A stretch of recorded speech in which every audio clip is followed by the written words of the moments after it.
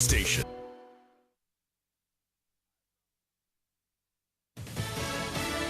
Fundraising in Florida. I'm Pam Huso, Fox News. Former President Trump is hoping to stuff his campaign coffers ahead of the 2024 presidential election. Former President Trump is looking to cut the fundraising deficit he currently faces against President Biden. His fundraiser tonight is expected to raise $43 billion. Since becoming the Republican presumptive presidential nominee, many Republican donors have coalesced around Trump. Today's fundraiser is led by hedge fund billionaire John Paulson, casino mogul Steve Wynn, Chicago Cubs co-owner Todd Ricketts, New York Jets co-owner Robert Woody Johnson, and Wilbur Ross. Senators Tim Scott, Vivek Ramaswamy, and Doug Burgum will also be on hand. The Trump campaign and the Republican National Committee raised more than $65 million last month, ending the month with more than $93 million cash on hand. Fox's Madeline Rivera, the Biden campaign and its affiliated fundraising groups raised $90 million in March. New York and New Jersey continue to feel aftershocks following Friday's earthquake. We can expect more shake, rattle, and roll here in the Northeast as tremors are continuing to rock the region after Friday morning's 4.8 magnitude earthquake, startling millions of people across hundreds of miles in multiple states. The U.S. Geological Survey says its epicenter originated near Lebanon, New Jersey. That's about 50 miles from New York City.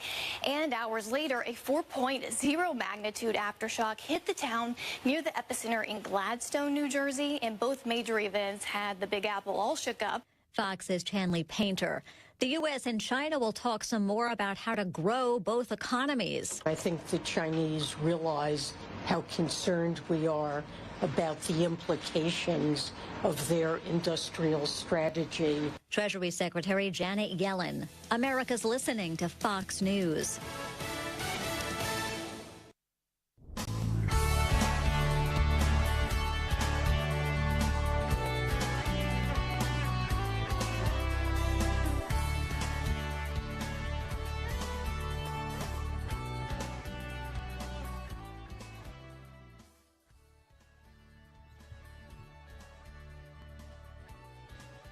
Good morning. Welcome to Winning at Life, live financial news talk radio. We bring this show to you every Saturday. Welcome to the show. I'm your host, Gregory Ricks. We're going to have Dwayne Stein with us this morning. Hour two, I'm going to cover some Social Security topics with you.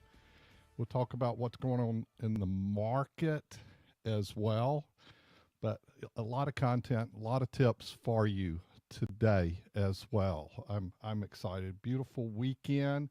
If you want to join the conversation, and that's kind of the magic of the show, you participating.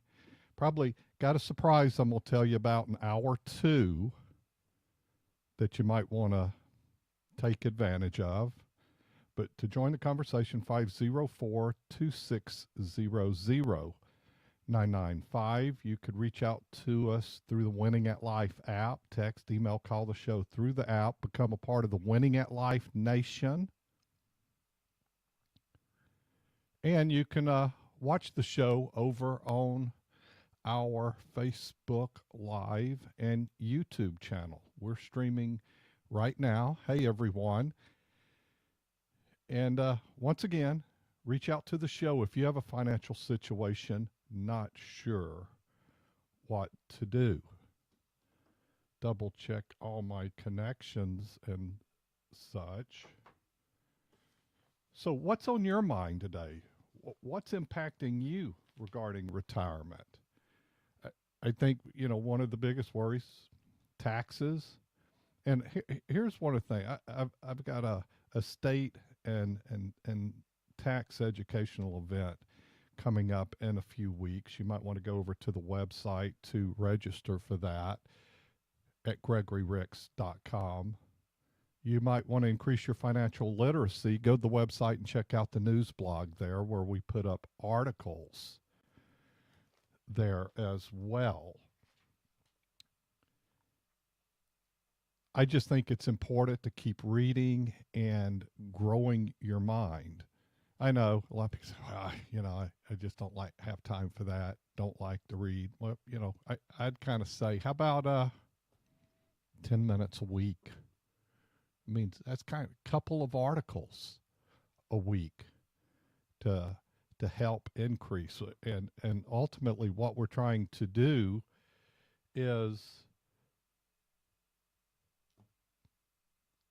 save money. So, one reason to have a concentration on taxes, and I'm going to talk about that as well, is to make sure that you have an understanding of that. I've got a few articles I'm going to reference today regarding that, some ideas, because if we can dial that back, that's more money that goes to you. And just sometimes, folks are just not aware of what the opportunities are out there. Do we have Dwayne on the line with us? We must not in this case. One of the things I was wanting to talk with Dwayne about today, besides the take on interest rates, but also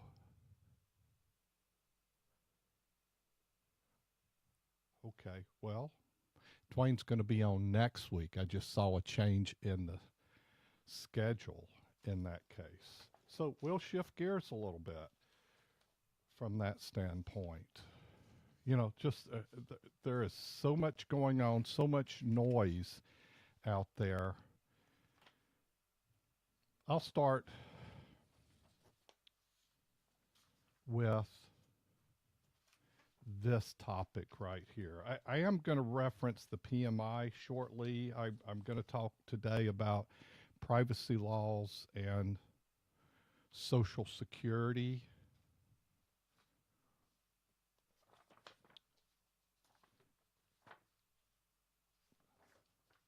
Whole pile of stuff here on articles. And I'll get I was going to talk to Dwayne about this hour. So one of the things I think is important regarding mortgages, real estate, to kind of be thinking about your perspective, because it's still a tough market. If we're sitting around waiting for interest rates to go down this year, kind of based on the jobs numbers this week, I just don't think we're getting interest rate cuts this week based upon the data that we're seeing. I'm just not feeling it. I think if we get a rate cut, we're getting one in the last quarter of the year. That's just where I think it is. So if you think we're going to get interest rates knocked down 1% to 2%, get mortgages under 5%, I'm just not feeling that at this time. So what is your alternative?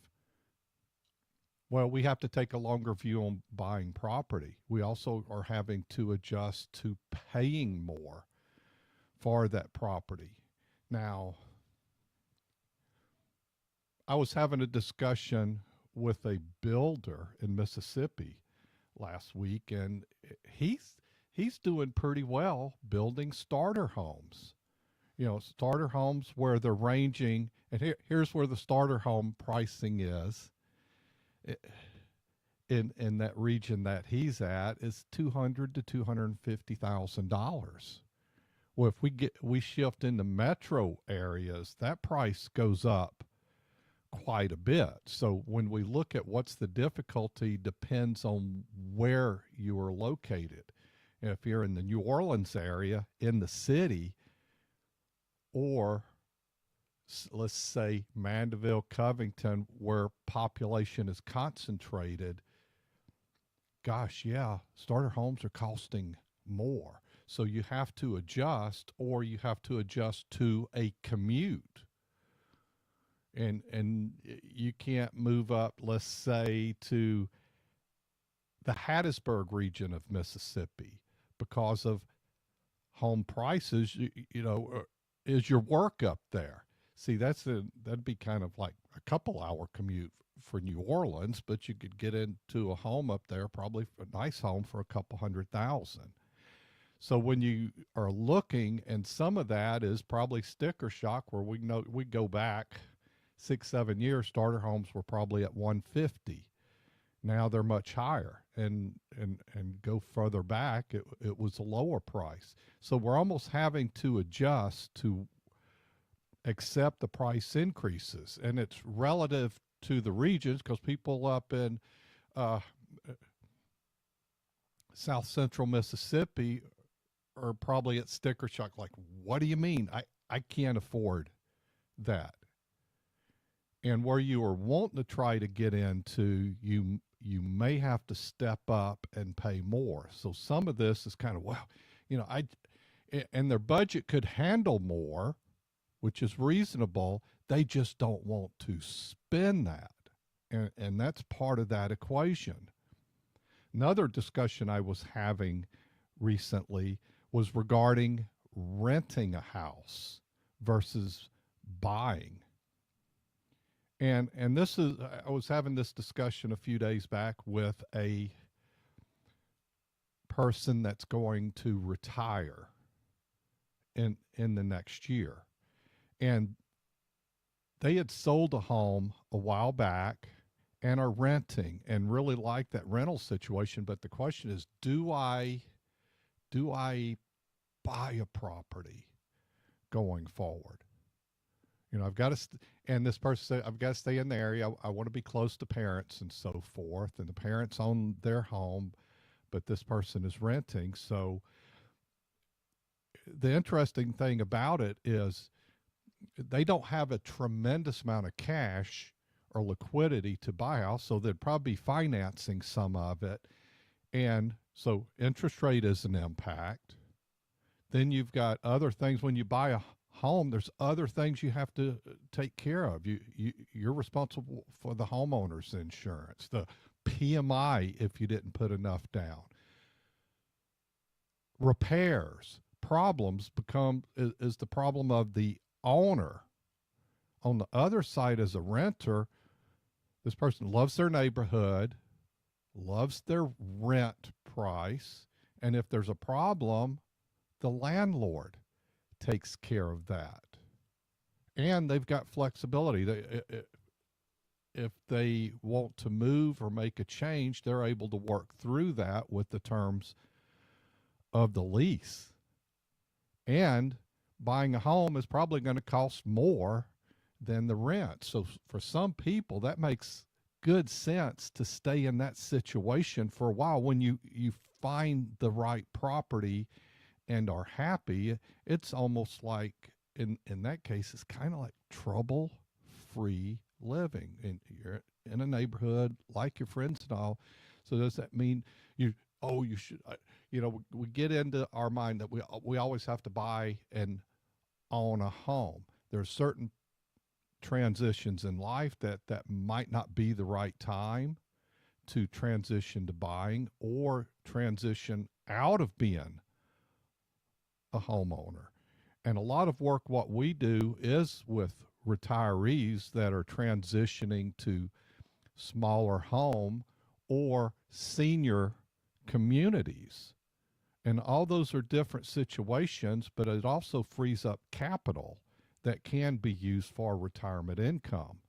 So it's just a little bit of thinking in scenarios that we're seeing for people trying to buy a home for the long term, because they know it's going to create value over time, provided you make a good decision. Kind of couple core things is buy the house in the right area. Make sure you have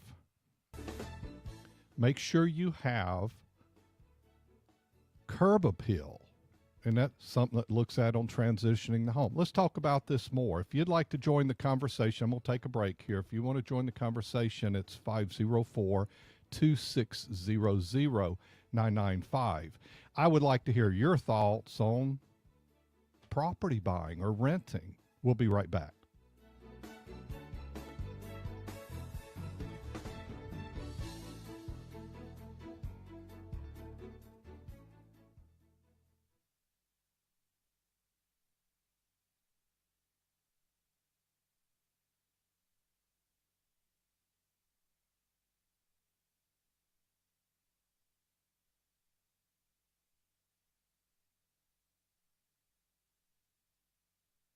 Ask Gregory is a financial podcast from the guys who bring you Winning at Life with Gregory Ricks. My mother just inherited a couple of annuities. If you could explain the difference between a government pension offset and the windfall elimination provision is. You now make too much income to contribute to a Roth IRA. Find the Ask Gregory podcast on the Winning at Life app, the iHeartRadio app, Google Podcasts, Apple Podcasts, and Spotify. You all are so good. Investment advisory services offered through AE Wealth Management, LLC. What's cooking, Gumbo Nation? This is Dwayne Stein of Mortgage Gumbo. Buying a home in today's market is brave. At Mortgage Gumbo Dadcam, my free second look saves listeners and homeowners like you thousands in interest, reduced fees, and lower interest rate. Before you buy, trust but verify with Mortgage Gumbo's free second look. Let me shop the best options for you today. Trusted for 30 plus years, I'll earn yours also. Visit Mortgage Gumbo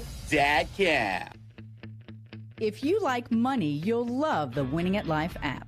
On the Winning at Life app, you can listen to the show live, and if we're not on at the moment, you can hear a replay of the latest episode of Winning at Life.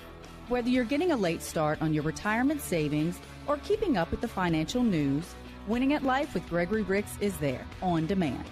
Hear the Winning at Life show on the Winning at Life app, your wallet's favorite app.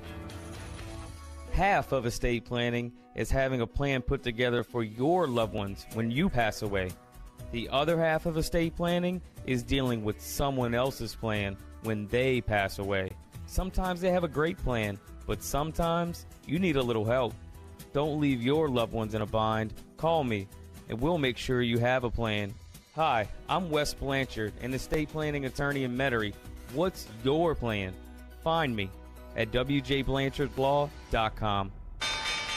The Ricks Report with Gregory Ricks. If you do not have money set aside, you do not have retirement assets, you don't have significant savings, you're thinking, well, when should I turn on Social Security? I'll answer that for you right now. You should probably work as long as you possibly can and as much as you can, because that means you defer Social Security as long as you can up to age 70. And you can keep working past that. That's fine. But at age 70, you have to turn it on because you've maximized it there. And you've created the largest possible payment, and you're going to need all of that. Winning at Life with Gregory Ricks, Saturday mornings at 10 on News Talk 99.5 WRNO. Find us on the Winning at Life app or GregoryRicks.com. Investment advisory services offered through AE Wealth Management, LLC. Hey girl, you know what you've been missing? Me. Hey y'all, welcome back. You're listening to Winning at Life. Live Financial News Talk Radio. Hey, if you want to join the conversation, I'm going to tease you. I've got a surprise. We're kind of doing a giveaway here today, but I'm going to share that with you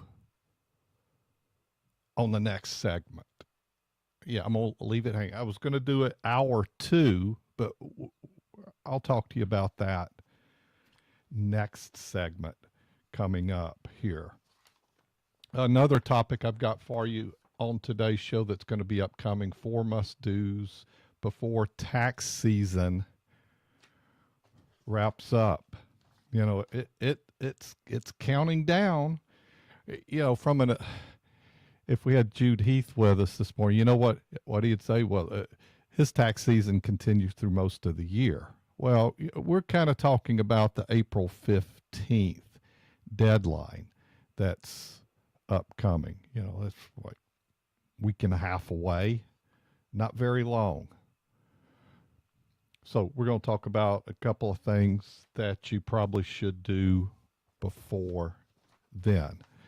I kind of teased talking about real estate, mindset of home buying. And if you want to join the conversation, I'd like to hear your thoughts or the problem you're having with it. 504-2600. 995. Just reach out. Safe place. One of the things, in my day job, for new listeners, I'm CEO, founder of Gregory Ricks and Associates Advisors and Retirement Solutions. I've been in the industry for decades, and I got involved in financial services while attending college, but in high school, I had a fascination of compound interest there. That's kind of like if you have $100,000 and it averages 7.2% hypothetically, that in 10 years, that 100,000 is going to go to 200,000. In another 10 years, that 200,000 goes to 400,000. That's without adding any more money to it. But that is the magic right there, is compounding. And you should start saving, because time's always going to pass. But if you find a reason not to, well, I got to pay off student debt. I'm going to focus on my mortgage. I'm going to pay off debt. I pay off my credit cards. I'm going to get some side work. Even if it's $25 a month, you should start saving. Preferably more. But you need to save, and it needs to become ingrained. Because if you wait, you give all those reasons not to start. And you should, if you have a job that has a 401k, as soon as it turns on, you need to start getting something in it, especially the match. If it's free, it's for me. If they say you put in 5% and we'll match you the 5%, well, that's free money. Oh, and it will start your compounding through investment selections within the 401k.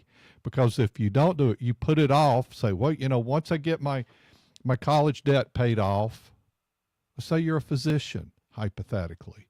You're going to make some money, but you probably have tremendous amount of debt. Well, I'm going to pay it off, and then I'll start saving in 10 years.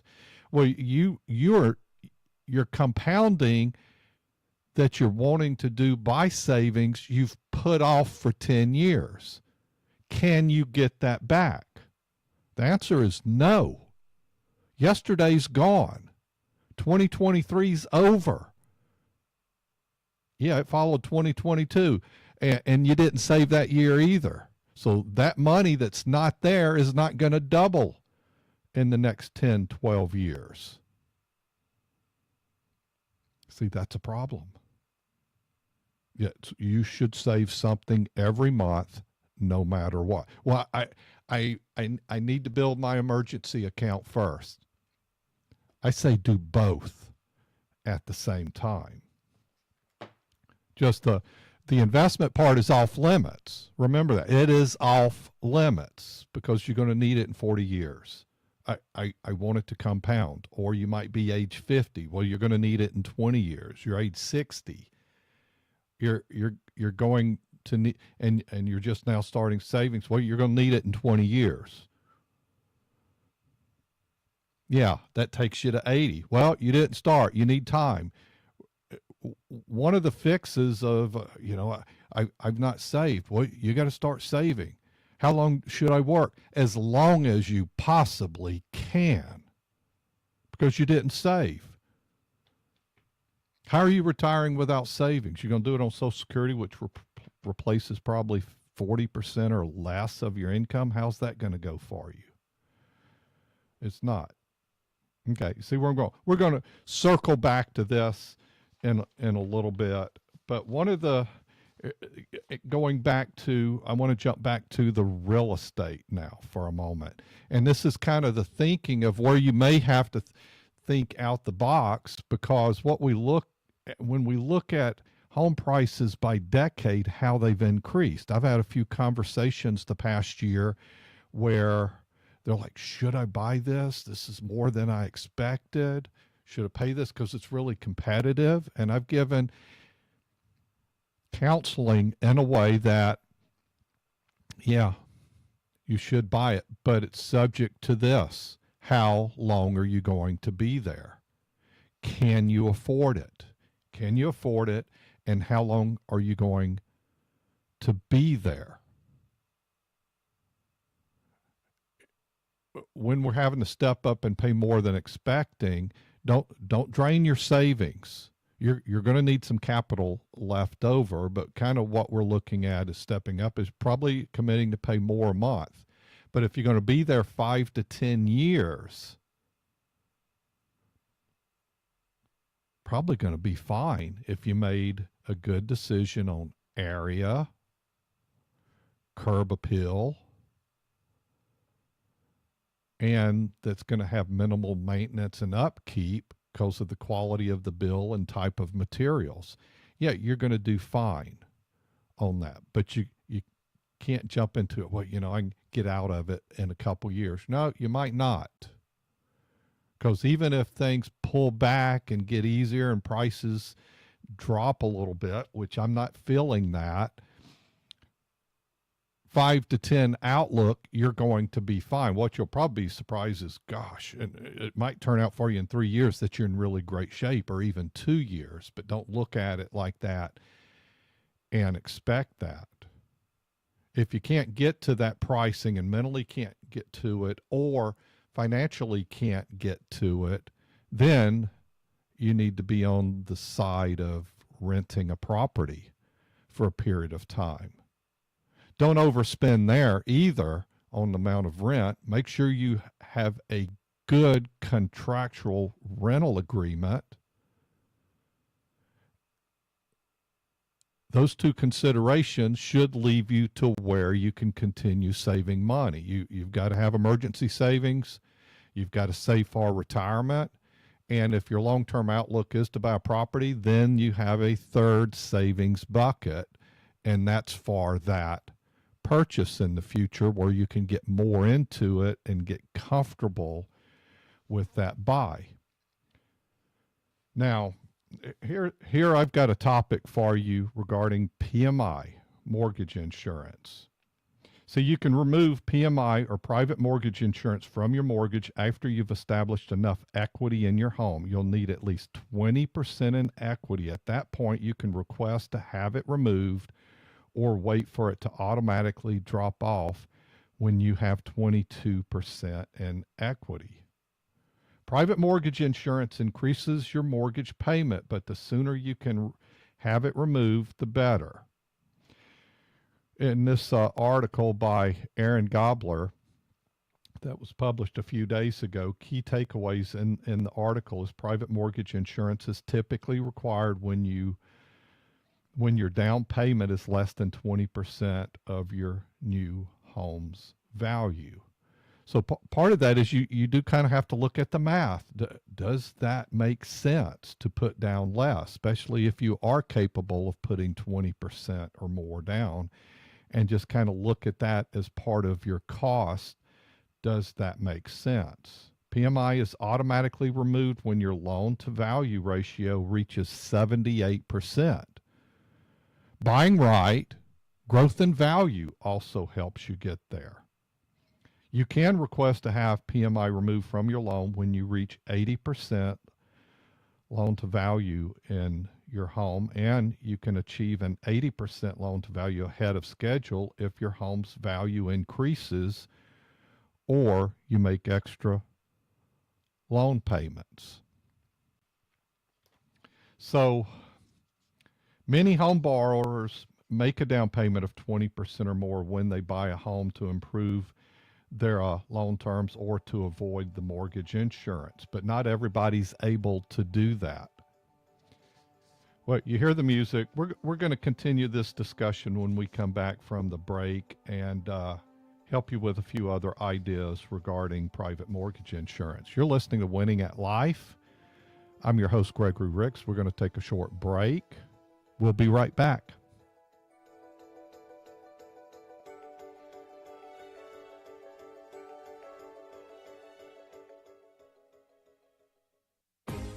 You all are so good. I've listened to you for years. Ask Gregory is a financial podcast from the guys who bring you Winning at Life with Gregory Ricks. I am near retirement, and I wish I would have been listening to y'all for the last couple of years. Learn the ins, outs, do's, don'ts, rules, and tools of the financial world. I have a broker. He has no idea what you and I just talked about. From your 401k to your IRA to your pension to your Social Security to your Medicare. Hi, Greg. Appreciate your service to the community. From your ETFs to your precious metals. The program helps to ground me. There's some personal, real life there. Find the Ask Gregory podcast on the Winning at Life app, the iHeartRadio app, Google Podcasts, Apple Podcasts, and Spotify, and wherever else you can find podcasts, probably. That's exactly what I needed to know. Hey, I love your show. Investment advisory services offered through AE Wealth Management, LLC. The firm is not affiliated with the U.S. government or any governmental agency. What does your ideal retirement look like?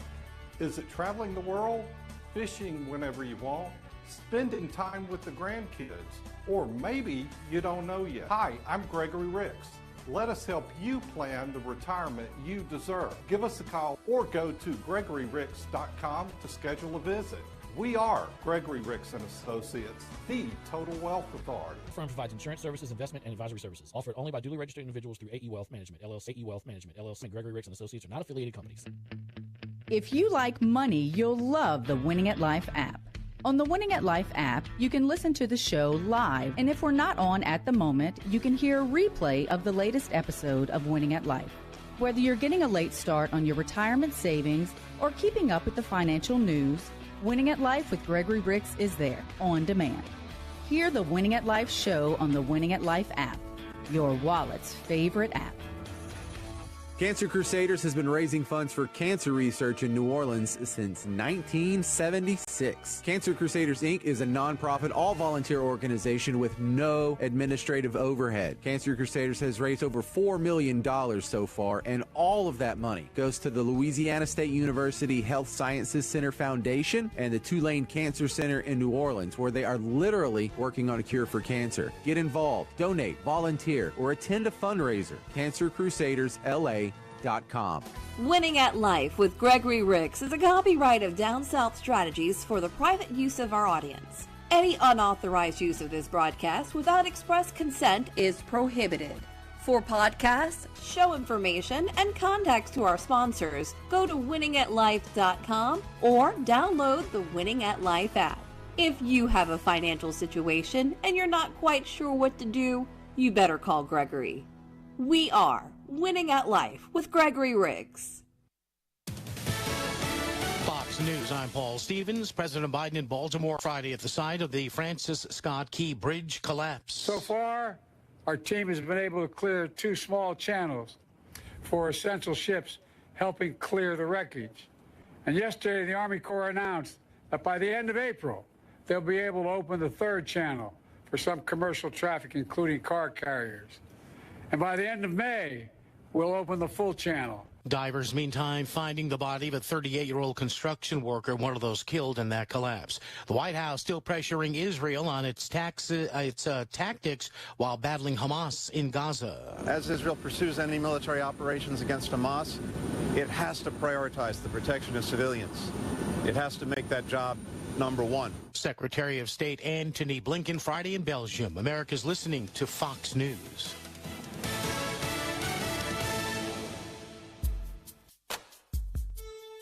I got my shades on, top back, rolling with the music jack, one on the wheel, one around you, baby.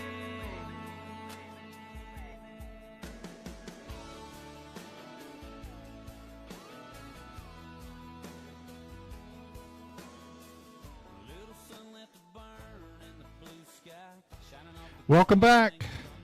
You're listening to Winning at Life, live financial news talk radio. How's your weekend going? Getting anything done? How about some financial reading? Go to GregoryRicks.com and check out the news blog.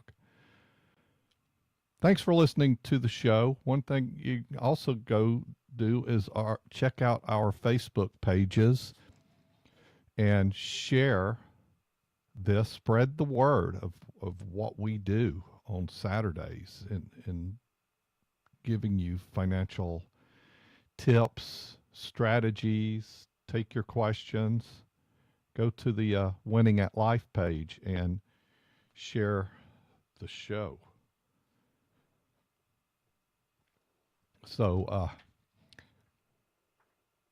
as I mentioned, we've got a kind of a surprise coming up, but and you gotta probably jump through a hoop to take advantage of this, and we're going to try to do something similar to this each week. We're going to kind of test it today, but I'm going to talk to you more about that in a few minutes. I want to pick back up on the private mortgage insurance. And we talked about PMIs added when you've paid down less than 20% of your mortgage, which some cases that's what you have to do. Sometimes, would we rather not have to pay? Yeah. But also, if we determine it's like, gosh, I just can't put that much money into it, that would take down my reserve. And you just got to look at that balance of that to get the deal done. See, PMI is intended to reduce a lender's risk on the loans where the borrower has less than 20%.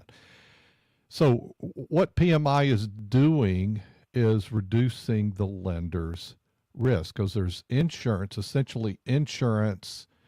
If you walk away, they have to take the property back, have to repossess it. It reduces their exposure because it covers that gap of 20% that you didn't put down. So it reduces their exposure because honestly, they don't want your property. It's a headache. They've got to deal with it. And that's not the business they're in of trying to get your property from you. They're not there to steal your property. So if you have a conventional loan, you won't have to pay PMI for your entire loan term. Instead, it automatically terminates once you've reached 78% loan to value. That equals 22% of equity for you on your loan. However, you must be current on loan payments. Don't be late. That hurts your credit as well. When you close on your loan, your lender will provide you with a PMI disclosure that includes, among other things, the date on which your PMI will end based on regular on-time payments. Additionally, your lender is legally required to terminate the PMI once you reach the midpoint of your loan term if it hasn't already been terminated.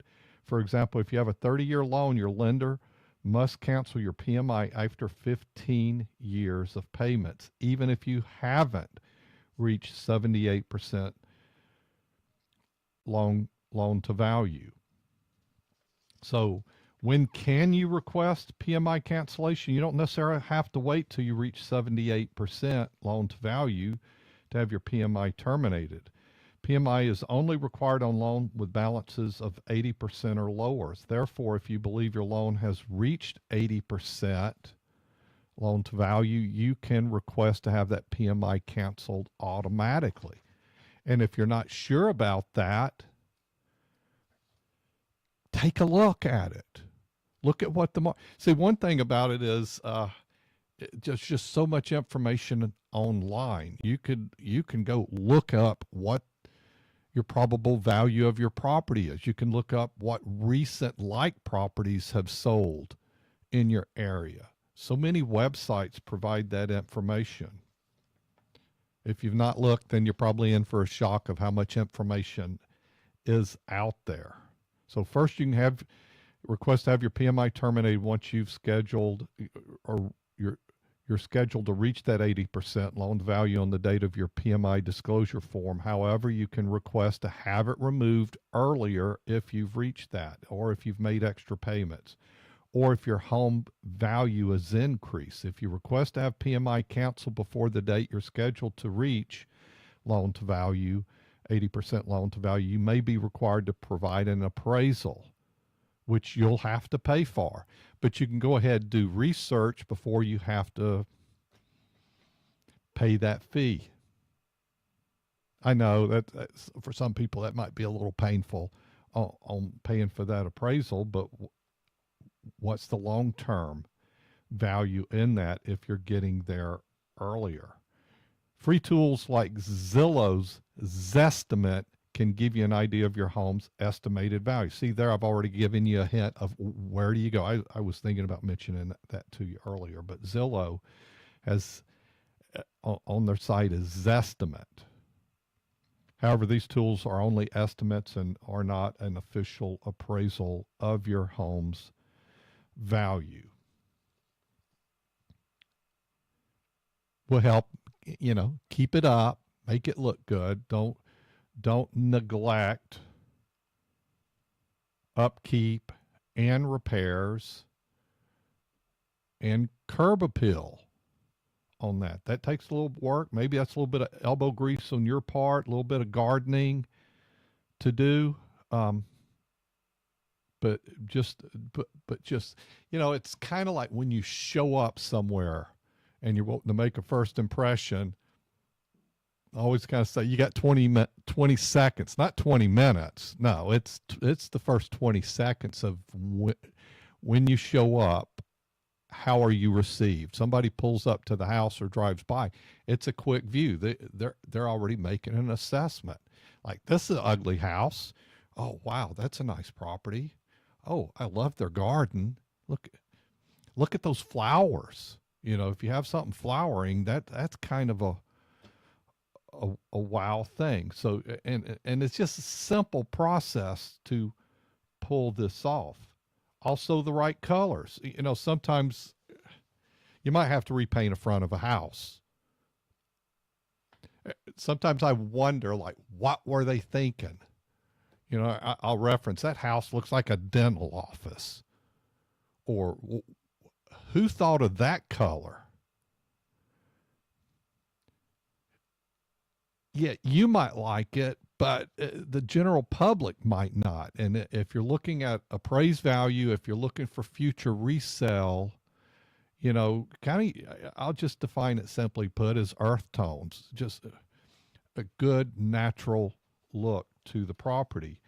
And if you're buying an ugly house, then you got to think of what changes can I make to make it look better in the future, because that's going to increase your value. That's where you can get probably a good deal. A house might not be selling because that pulling up that first minute is there's a judgment already there.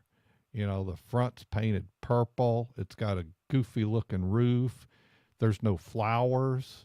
Looks like weeds growing. Well, you're probably you might be able to negotiate that a little bit, but you also can be thinking, how can I correct that? And that's where not everybody has that visual ability, and you might get a little bit of help on that somebody's good at decorating, making changes, but have some discussions to how can I improve that over the coming months or even the long term, because gosh, I got me a house, but I've got to make it look better over time because I'll feel better about it. That's might be what you're thinking. And then for resale in the future, here's some strategies to remove PMI in the process. If you're currently paying PMI, you may be anxious to get rid of the added monthly costs. Aside from waiting for your lender to terminate PMI when you reach 78% of loan, there's a couple ways you can speed up that process. One is building equity.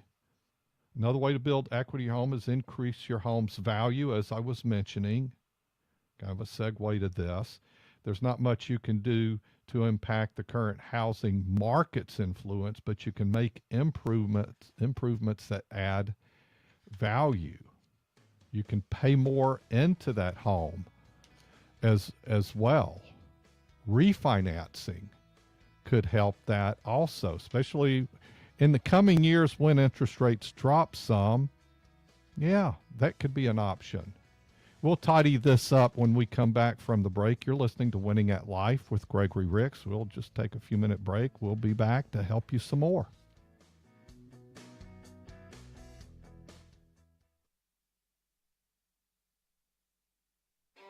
If you've got a financial situation and you're not quite sure what to do, you better call Gregory. I started my retirement about 5 years ago, and I truly am late in life. Would I be better to just withdraw the money out of my TSP and pay that mortgage off. My problem is I have champagne tasting of your salary. What is a balloon note? Is that cutting it too close?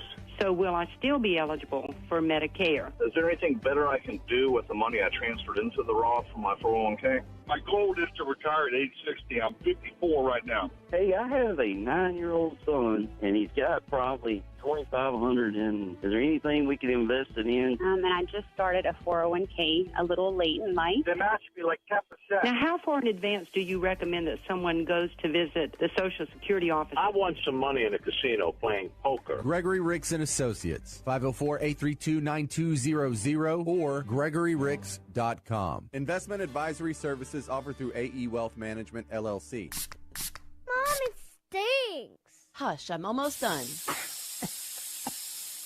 All right, now you're safe from bugs in the backyard. Don't let mosquitoes ruin your outdoor fun. Call Mosquito Joe today. When you call, they come out and they do the spraying. Mosquito Joe's time-release capsule lasts for about a month. No more sticky bug sprays. Take back your backyard. NewOrleans.MosquitoJoe.com. NewOrleans.MosquitoJoe.com. Ask Gregory is a financial podcast from the guys who bring you Winning at Life with Gregory Ricks. I am near retirement, and I wish I would have been listening to y'all for the last couple of years. Learn the ins, outs, do's, don'ts, rules, and tools of the financial world. Hey, I love your show. Find the Ask Gregory podcast on the Winning at Life app, the iHeartRadio app, Google Podcasts, Apple Podcasts, and Spotify. That's exactly what I needed to know. Investment advisory services offered through AE Wealth Management, LLC. The Ricks Report with Gregory Ricks. At the core, I always tell people, I'm not here to make you rich. I'm here to make sure you don't run out of money, that you don't run out of income. That's how I look at my job. Over time, saving, making good decisions can make you rich. But what you have is, what is your core thing? Your core thing should be making money. And your core thing, you should set aside money to work elsewhere. It doesn't necessarily mean you have to put it to risk. You could put it to safety. But your core thing makes you money, or you tell me your core thing is the market, day trading, or gambling in the market. It shouldn't be. You should have a core thing that makes you money, and you peel some off for the future when you're done with your core. Winning at Life with Gregory Ricks, Saturday mornings at 10 on News Talk 99.5 WRNO. Find us on the Winning at Life app or GregoryRicks.com. Investment advisory services offered through AE Wealth Management, LLC.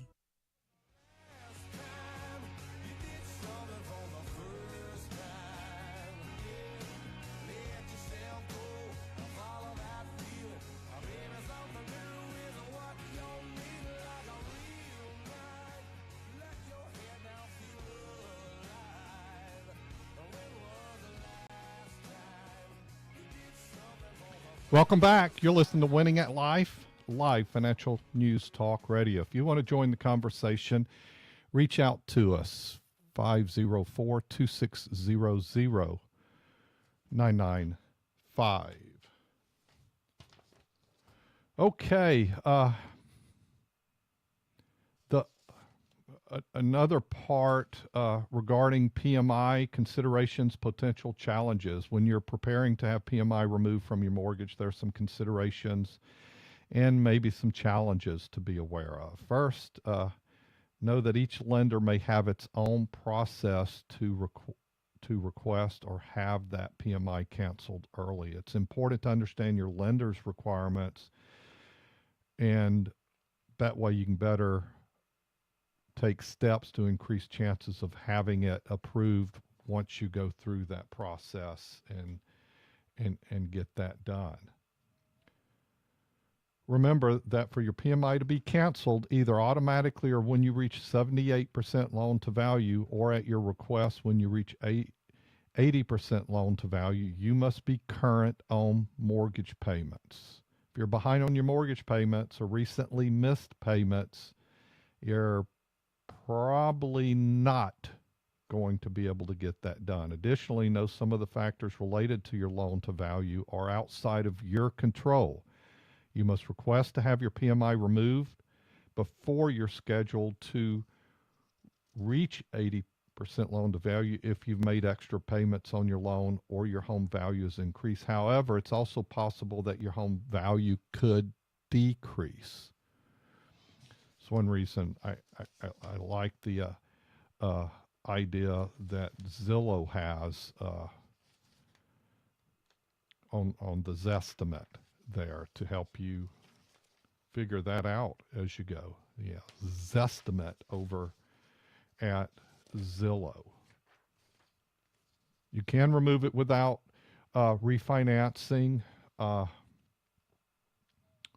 no fee to do so typically. I've not ever seen that myself. Can a lender refuse to remove PMI? Yeah, if you've not met the requirements for that to happen. And can PMI be removed on an FHA loan? Technically, FHA loans don't have PMI. Instead, they have a similar type of mortgage insurance called mortgage insurance premium. Borrowers pay both an upfront MIP and annual MIP. Your annual MIP will last either 11 years or your entire loan term, depending on the home value and your loan to value when you buy the home. Unlike with PMI, you can't request to have it removed early. So there's a difference between the PMI and MIP. So having your PMI on your mortgage has both pros and cons. It allows you to buy the home earlier than you otherwise would have. And one reason too is will it lead to happiness? Will it lead to increased value? Does it make your overall living situation better? And that might be some of the reasons to justify a PMI premium, but knowing and having a plan to when you can get that reduction in the future.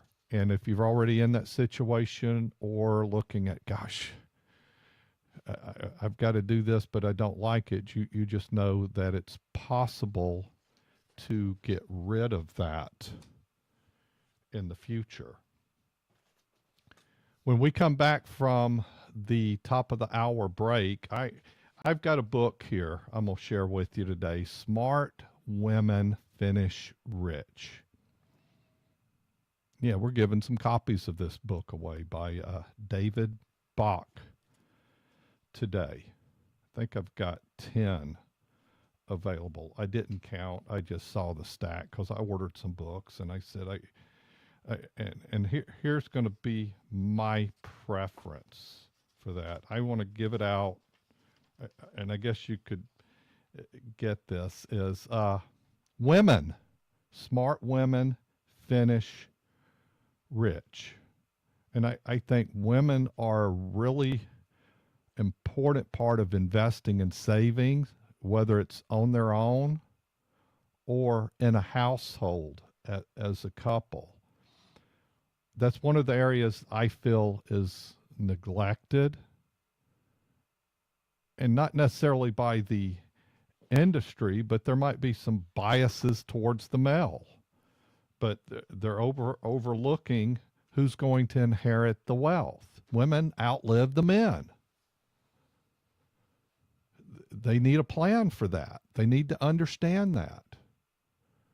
You know, one of the things that bothers me, old Fred, he'll say, that's just not Jane's thing. She's just not, it's not her jam. She's not interested. I handle those things. That bothers me tremendously because they both should be involved, and it bothers me to the level is we probably aren't a fit if we've got two people in the household and Fred's the only one handling everything and coming in, and Jane doesn't come in. We're probably not a fit because we won't both involve. Goes, Fred, what's she going to do when you die? Guess whose jam it is then? Hers. And to not have an understanding of the plan and what we're trying to do over time. and decisions that she's got to make. And also how it's built in that she really doesn't have to make any big decisions or major changes. But when she comes into this situation and doesn't know what's going on, that's probably what she's thinking. Because she doesn't have an understanding of it. So from a firm standpoint, we require both to be involved. If you're setting a meeting, a visit with my firm, we want both the spouses to be at the meeting. And if just one of them shows up, we'll have a discussion of why, because we might reschedule that meeting to the fact. Here's commonly what happened. Fred had come in. Yeah, she couldn't make it today. She had to help out her mom with something, or something came up and she didn't put a high priority on it, so she didn't come. That's a problem. Why is this not a high priority? You came. Why didn't she? She needs to put a high priority on it. So we may well reschedule, but let's see what would happen if we were to do it. And Fred said, well, I'll be able to explain everything to her. I doubt it. You'll give a high level, but you won't. And part of it is that vibe about the office, getting to see the office, getting to see the staff, meeting the advisors. How is this going to add value to you? And understand that we're looking out for you, and a sounding board, because you die, Fred, she's going to need a sounding board. So you need to see all that. And I'm just telling you, Fred's not going to be able to repeat everything, because that first fit meeting is probably going to last about an hour. That's what we plan for. We really don't like it to go longer because it's a lot to absorb, and it could go less, but that's a lot for you to take in and convey to the spouse, to Jane, that didn't show up for the meeting. So that's kind of a problem. So he said, okay, I'm going to go over it with her, and I'm going to have her come in to the next meeting. So let's say we do the meeting and go over Fred. He's not going to be able to convey everything. With that said, then she comes in for the second meeting, which in the second meeting, typically, if both were there, we would be covering an analysis of their current situation. We might be doing a Social Security assessment, might be doing a tax assessment, income strategies for the future, and some other things that we may be preparing for them. So we're going to start going through data, information, assessments. And she didn't, and now she really doesn't know the why because she wasn't in the first meeting. So she's got to look at all this information. And Fred said, I like all this stuff. This is going to help us. I want to go forward, but she might be overwhelmed. And what does an overwhelmed mind say? No. She's at a loss 10 minutes into the meeting because she doesn't understand the why and the how and the fit and how to evaluate things that we help with on the first visit.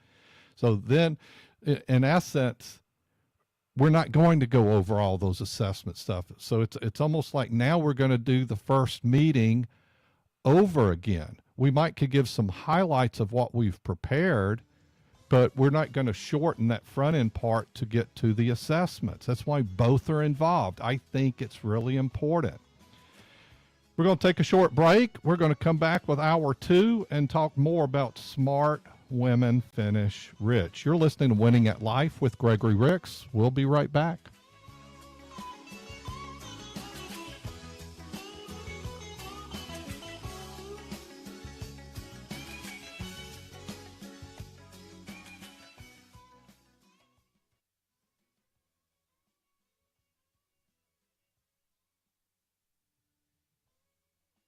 From the Gregory Ricks and Associates Wealth Management Studios, WRNO FM, New Orleans, an iHeart radio station.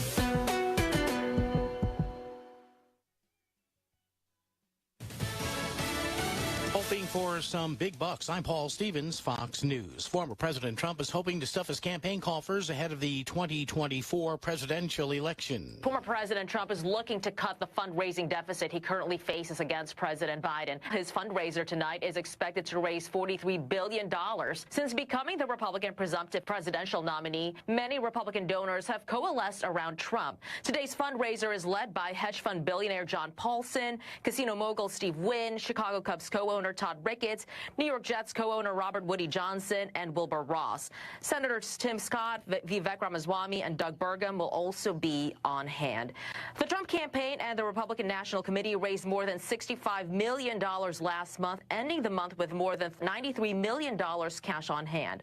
And that's Fox's Madeline Rivera. The Biden re-election campaign and its connected fundraising groups raised $90 million in March. New York and New Jersey continue to feel some aftershocks following a Friday earthquake.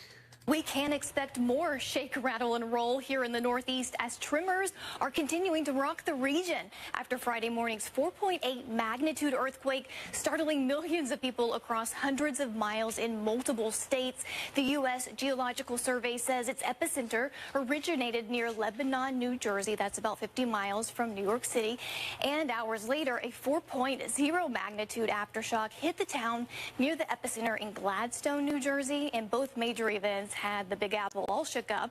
Fox's Chanley Painter. The U.S. and China agreeing to talk more in the future about how to grow both economies. I think the Chinese realize how concerned we are about the implications of their industrial strategy. Treasury Secretary Janet Yellen today after 2 days of talks. America's listening to Fox News.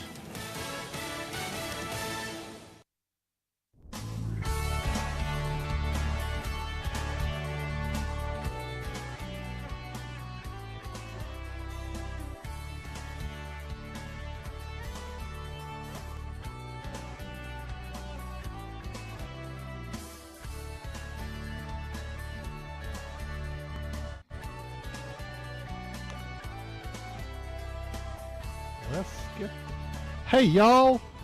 Welcome back to Winning at Life. Let me get switched over here on my Facebook page. See if I can get the show shared. I just jumped on my personal page. We're going to talk about smart women finishing rich. Some ideas on how to get there. Let's see. Also want to share the show. There we go. Now I'm going to switch that over and boom. I've shared the show with my personal page, Gregory Ricks, over on Facebook. But you can check out the Winning at Life page, the Gregory Ricks and Associates page, and my personal page. So we can all be winning with our money. We want to have options in life, and it creates financial security. One of the things, having savings, a plan, help, it reduces the stress. You know, when you start, it takes years for it to impact, but one day you're going to wake up and you're going to have a good amount of money. You know what your hardest money to achieve is? And let's just say a goal point. And I'll define it this way. I'm going to go simpler. You know what the hardest amount of savings to get to? Your first goal. Let's say that goal is $10,000. At first $10,000 is going to be your hardest money to accumulate, because it's going to take a mindset change. It's going to take saving. It's going to take leaving it alone. You know what the easiest is? Well, the next 10,000 is easier than the first 10,000. time right there helps you because you can be compounding. Normally I say, you know, what's the hardest? Your first $100,000. The second's going to be easier. The second can just happen over time. Why? Because of compounding. At 7.2% return in 10 years without you adding money, it's going to go to 200,000 if you have that hypothetical rate of return. But if you're continuing to contribute, it's going to happen quicker. And then you know what'll be easier? When you get to 200,000, that next 200,000. Why? Because of compounding, and it shortens the time to create more wealth. Warren Buffett's net worth probably somewhere $170 billion. Over 90% of his wealth. Now, one thing that has helped for him to be so wealthy is he's lived 30 years beyond qualifying for Social Security benefits. Not over 90% of his wealth has evolved since he qualified for Social Security benefits. Now, don't go thinking, oh, what kind of Social Security benefit is he getting? It's not relative to his Social Security benefit. It's a point in time. That why? It's the compounding of that. You know, you could think in retirement of terms of accumulating wealth in retirement, especially if you have excess funds that you don't need. But because one of the things we like to look at in planning is make sure we've got quality emergency money. We've got income planning through retirement, which also deals with health care, unknowns, increased income, replenishing emergency funds. Also, scenario for one of you is going to pass before the other. But taking say working with a couple, say in their 50s and looking out there at about age 90, how do things look out there? What money's going to be left? And let's say that number, we get out there that if everything goes as planned, and that's leaving good margin for needing to spend more on health care, especially on the back end. But when you're both done, what's going to be left?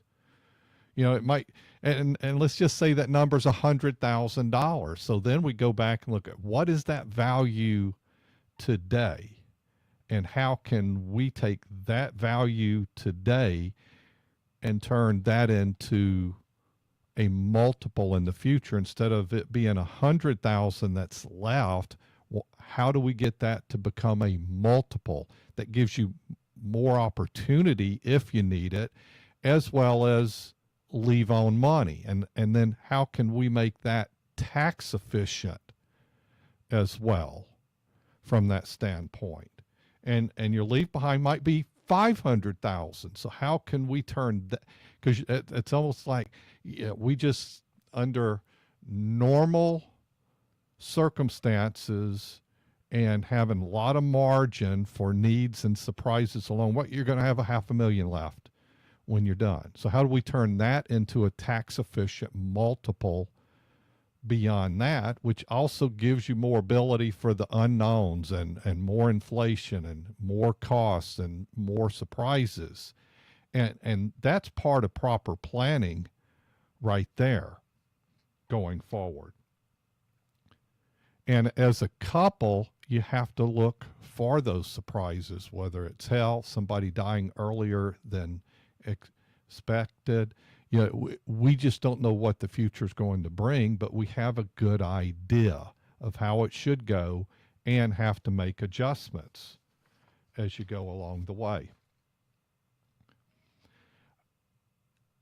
Part of that working together as a couple that I was talking about is also how smart women can finish rich. You know,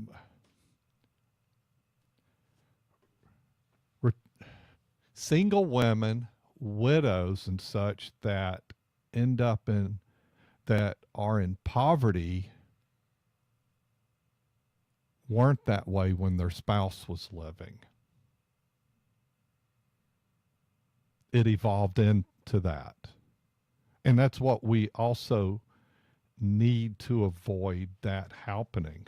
So I'm good. If we callers today, female preference, if you got a financial situation, not sure what to do, and you call in, I'm bribing you.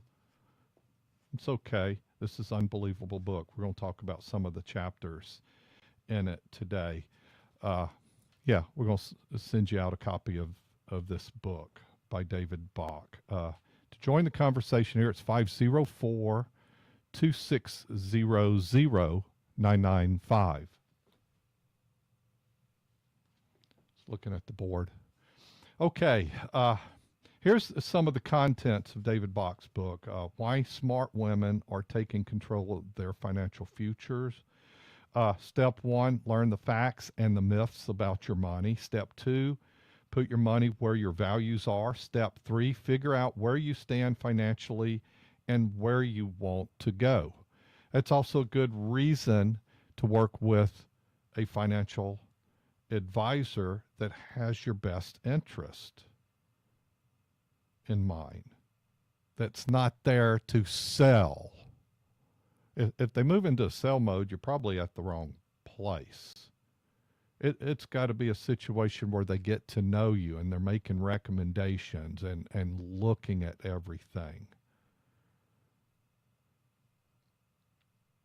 So you need to see where are you financially and where do you want to get to and how to get there. A discussion I had recently was regarding the sounding board. And I like it for everybody to look us as that sounding board when you've got a situation, not sure what to do, or an investment idea or something came across. And here's maybe the reason people don't discuss that, because they might think, one of the things, well, they'll think I'm dumb for bringing that up. So I'd rather not bring it up. I'll decide whether or not to do it on my own. We're not going to think that. Another reason not to bring it up, well, they won't want me to do that because they'll want me to put the money with them. Well, first off, we're not going to think you're dumb, but we're going to appreciate you leaning on us to talk about it. And we will help you through that thought process. And we're not doing it in such a way that, oh, we'll give that money to us. If it's a great idea, going to add value, we'll look at it and support you in that. But if it's a bad idea, we're going to give you the reasons why. And what we don't want to have you do is to lose your money. We need that money rotating in your favor and growing over time. So we want you to make good decisions with that. And that's why you should utilize somebody that you can have conversations with and are going to have a sit down and review where you've been and then talk about strategically what we're looking at in the future. I had a person ask me the other day, how often do I look at the market? Hey, I'm kind of in the business. I look at it every day. But I might not look at it the same way every time I look at it that you look at it. I don't let today bother me because it's information about where we're going. It's information about the future. It's information about the strategies that we're tweaking and adjusting for the future. We always take a long-term view to the future and at the past. Let's talk some more. We're going to take a short break. You hear the music there. This is Winning at Life with Gregory Ricks on iHeartRadio. We'll be right back.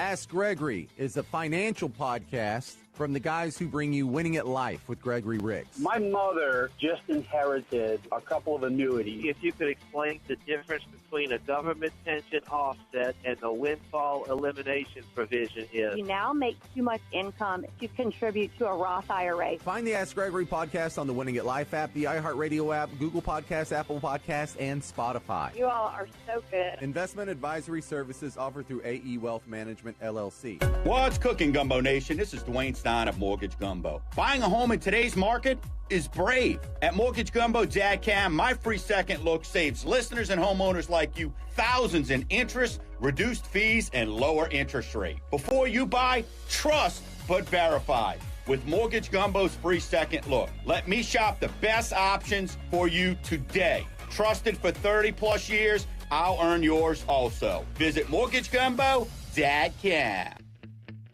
If you like money, you'll love the Winning at Life app. On the Winning at Life app, you can listen to the show live, and if we're not on at the moment, you can hear a replay of the latest episode of Winning at Life. Whether you're getting a late start on your retirement savings or keeping up with the financial news, Winning at Life with Gregory Ricks is there, on demand. Hear the Winning at Life show on the Winning at Life app, your wallet's favorite app.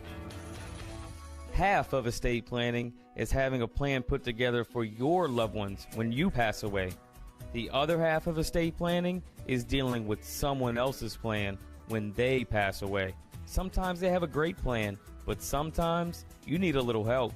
Don't leave your loved ones in a bind. Call me, and we'll make sure you have a plan. Hi, I'm Wes Blanchard, an estate planning attorney in Metairie.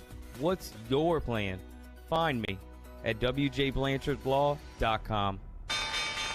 The Ricks Report with Gregory Ricks. If you do not have money set aside, you do not have retirement assets, you don't have significant savings, you're thinking, well, when should I turn on Social Security? I'll answer that for you right now. You should probably work as long as you possibly can and as much as you can, because that means you defer Social Security as long as you can up to age 70. And you can keep working past that. That's fine. But at age 70, you have to turn it on because you've maximized it there. And you've created the largest possible payment, and you're going to need all of that. Winning at Life with Gregory Ricks, Saturday mornings at 10 on News Talk 99.5 WRNO. Find us on the Winning at Life app or GregoryRicks.com. Investment advisory services offered through AE Wealth Management, LLC.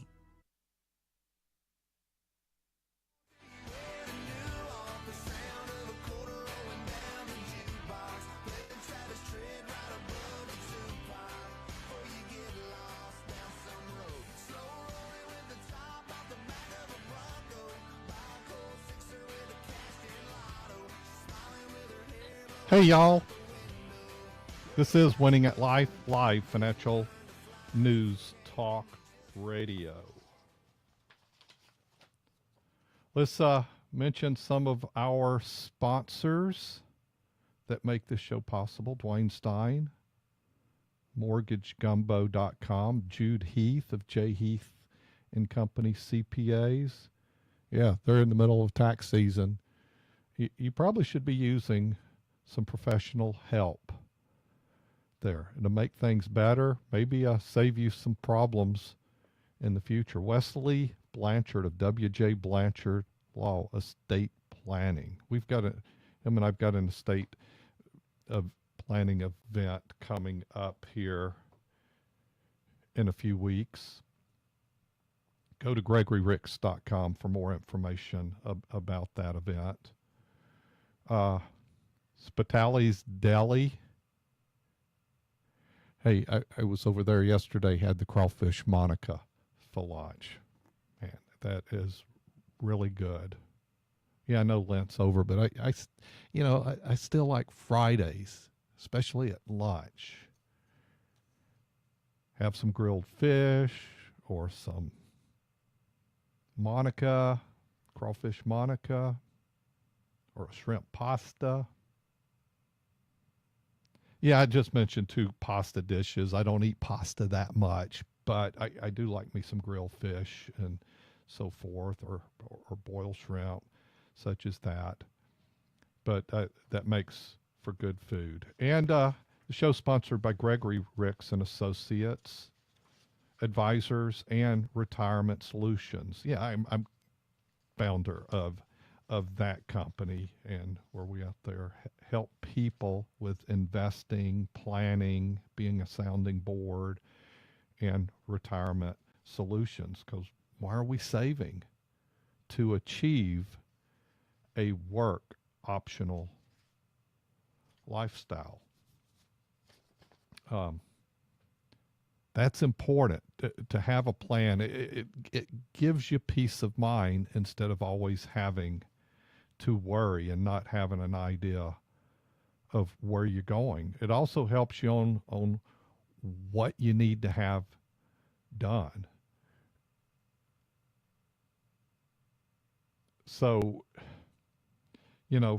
regarding the markets and the highs, and there's a little bit of market movement this week, but if you're worried about the market, how about I've got you a download here, Riding Market Highs.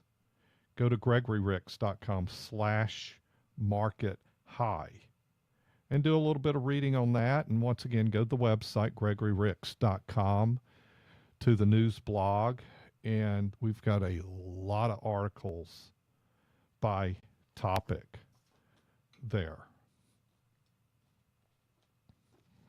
Okay, I want to kind of go through some myths here in the book. And once again, if you call into the show, we're going to, you've got a financial situation, not sure what to do, reach out to us, 504-260-0995. I got a book, Smart Women Finish Rich, to send out to you. So we're going to, let's talk a little bit about the myths out here. That's over on page 17. And that's kind of step one. Learn the facts and myths about your money.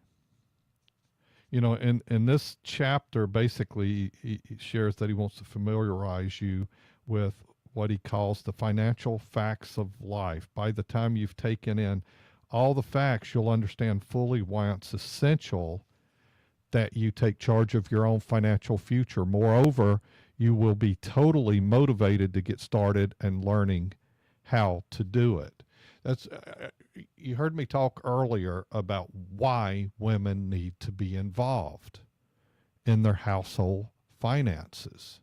And and let's say it's flipped, that the guy is not involved in the household. Well, he should be.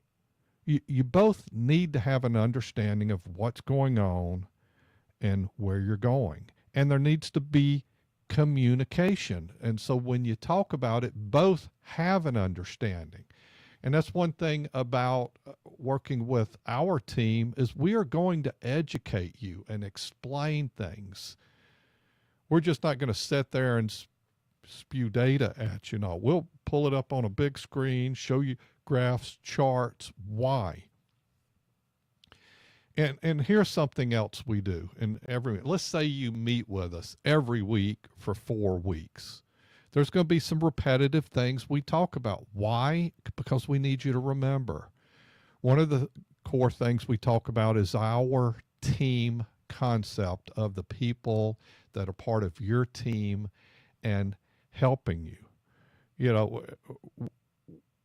Here in a few weeks, our staff is, among our offices is probably going to total around 25, 26 people. Our back office support behind that, the team that supports us in Kansas, they're some 900 people.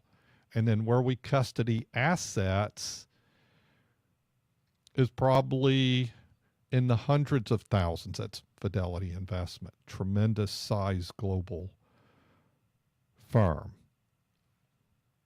But that's the support. But when we show you that circle with the circles in it making up your team, that's probably 5 or 6 people that are going to routinely be connected to you to take care of you and look out for you.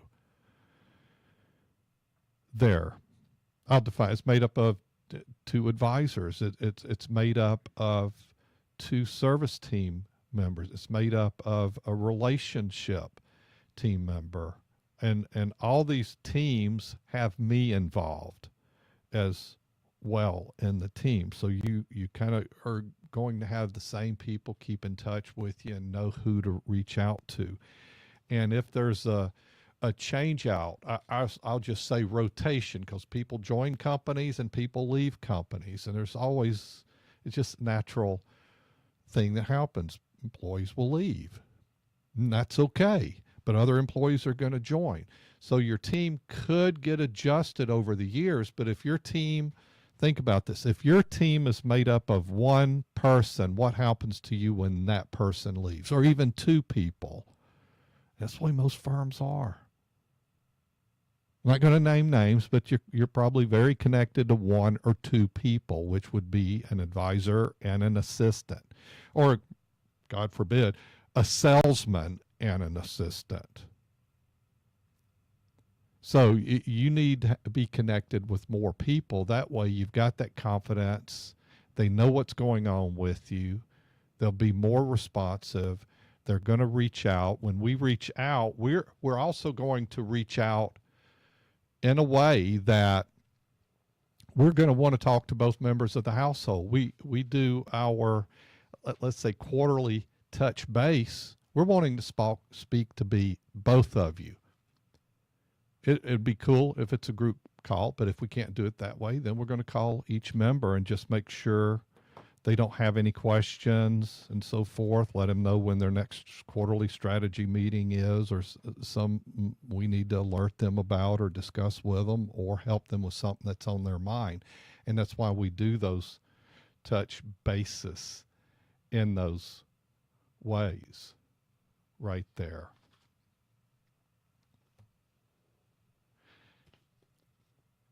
And I just think that involvement is so important from that standpoint there, that both are involved. But if your household, and ladies, if your household is not getting help and getting advice, then you take the initiative. You step forward and say, yeah, I'm going to get some help. Take that first step. We've got a caller on the Winning at Life hotline. Let's go to that. We've got Anthony in New Orleans. How can we help you on Winning at Life today? Oh, hi, Gregory. Hey. Yeah, thanks for taking the call. I read that as of January 1st of this year, funds in a 529 plan, some of them, 529 college savings plan can be converted into a Roth IRA, I assume for the child. Maybe I can't find a lot of details on it online. I'm not sure if the lawmakers have all the details figured out, but it almost seems like a no-brainer to me. If you can put some of the college savings funds into a Roth IRA for the kid, why wouldn't you do that? Yeah, what basically the purpose of that is, once they finish school, move past that point, left a portion, a certain amount. There's some limits to it, but what's awesome is you can move those, because one of the worries, I'll jump to this, one of the worries is, well, what if there's all that money's not spent? It can be defined to another beneficiary to pay for their college and their help also. But the leftover funds now can be moved to a Roth for that beneficiary of that 529 plan. So that's a good thing. Hey, we've got music coming up to the break. I'm going to jump to about a 3-minute break. If you can hang on, we'll continue this discussion, okay? You're listening to Winning at Life with Gregory Ricks. We'll be right back.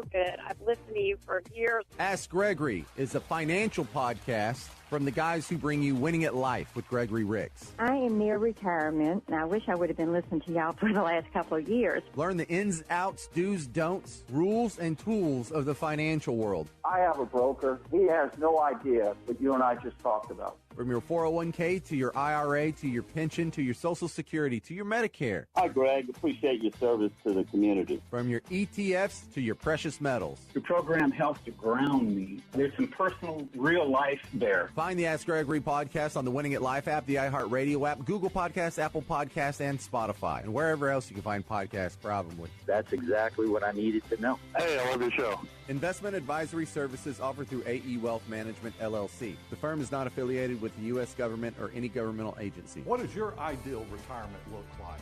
Is it traveling the world, fishing whenever you want, spending time with the grandkids, or maybe you don't know yet? Hi, I'm Gregory Ricks. Let us help you plan the retirement you deserve. Give us a call or go to GregoryRicks.com to schedule a visit. We are Gregory Ricks and Associates, the Total Wealth Authority. The firm provides insurance services, investment, and advisory services offered only by duly registered individuals through AE Wealth Management, LLC. AE Wealth Management, LLC, and Gregory Ricks and Associates are not affiliated companies. If you like money, you'll love the Winning at Life app.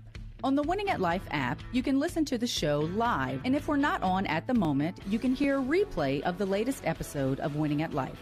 Whether you're getting a late start on your retirement savings or keeping up with the financial news, Winning at Life with Gregory Ricks is there, on demand. Hear the Winning at Life show on the Winning at Life app, your wallet's favorite app. Cancer Crusaders has been raising funds for cancer research in New Orleans since 1976. Cancer Crusaders, Inc. is a nonprofit, all-volunteer organization with no administrative overhead. Cancer Crusaders has raised over $4 million so far, and all of that money goes to the Louisiana State University Health Sciences Center Foundation and the Tulane Cancer Center in New Orleans, where they are literally working on a cure for cancer. Get involved, donate, volunteer, or attend a fundraiser. CancerCrusadersLA.com. Winning at Life with Gregory Ricks is a copyright of Down South Strategies for the private use of our audience. Any unauthorized use of this broadcast without express consent is prohibited. For podcasts, show information, and contacts to our sponsors, go to winningatlife.com or download the Winning at Life app. If you have a financial situation and you're not quite sure what to do, you better call Gregory. We are Winning at Life with Gregory Ricks. Fox News, I'm Pam Puso. Heightened alert in the U.S. after Iran vows to retaliate following Israel's bombing of an Iranian consulate in Syria. This as the U.S. urges Israel to better protect civilians as it goes after Hamas. We have tens of thousands of dead and injured Palestinians. Now, some of them are Hamas, no question about that. But the toll's just been too high. We want Israel to succeed here. Of course we do. But how they do it matters as well. National Security Council spokesperson John Kirby. Some 42 million people felt the earth shake in the Northeast, and more rumbles are likely. For probably the next week to 2 weeks, there will be aftershocks. They generally will be diminishing in the strength of them. Fox meteorologist Rick Reichmuth. America is listening to Fox News.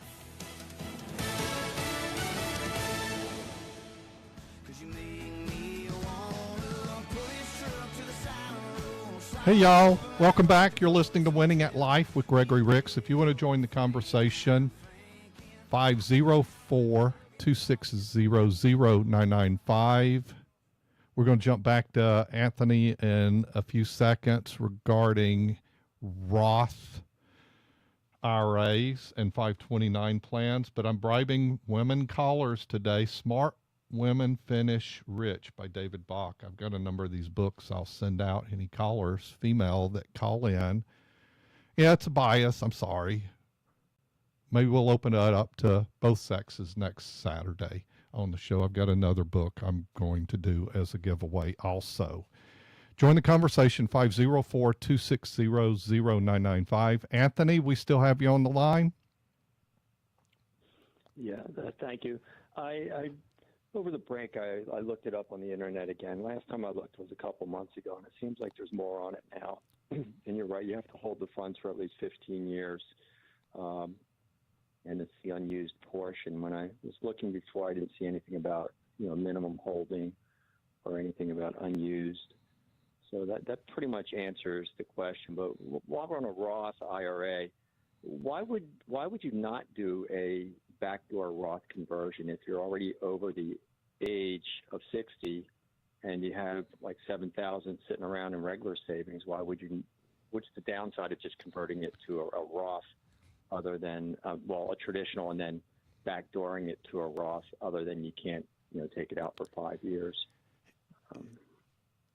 First off, if you've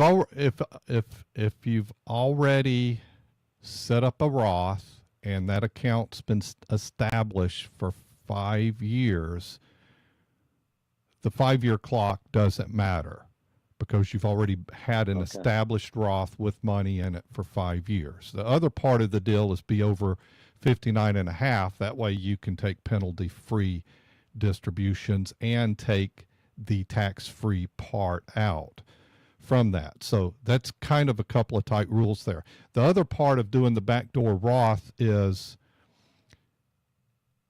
you can't have an existing you can't have an existing IRA with funds in it.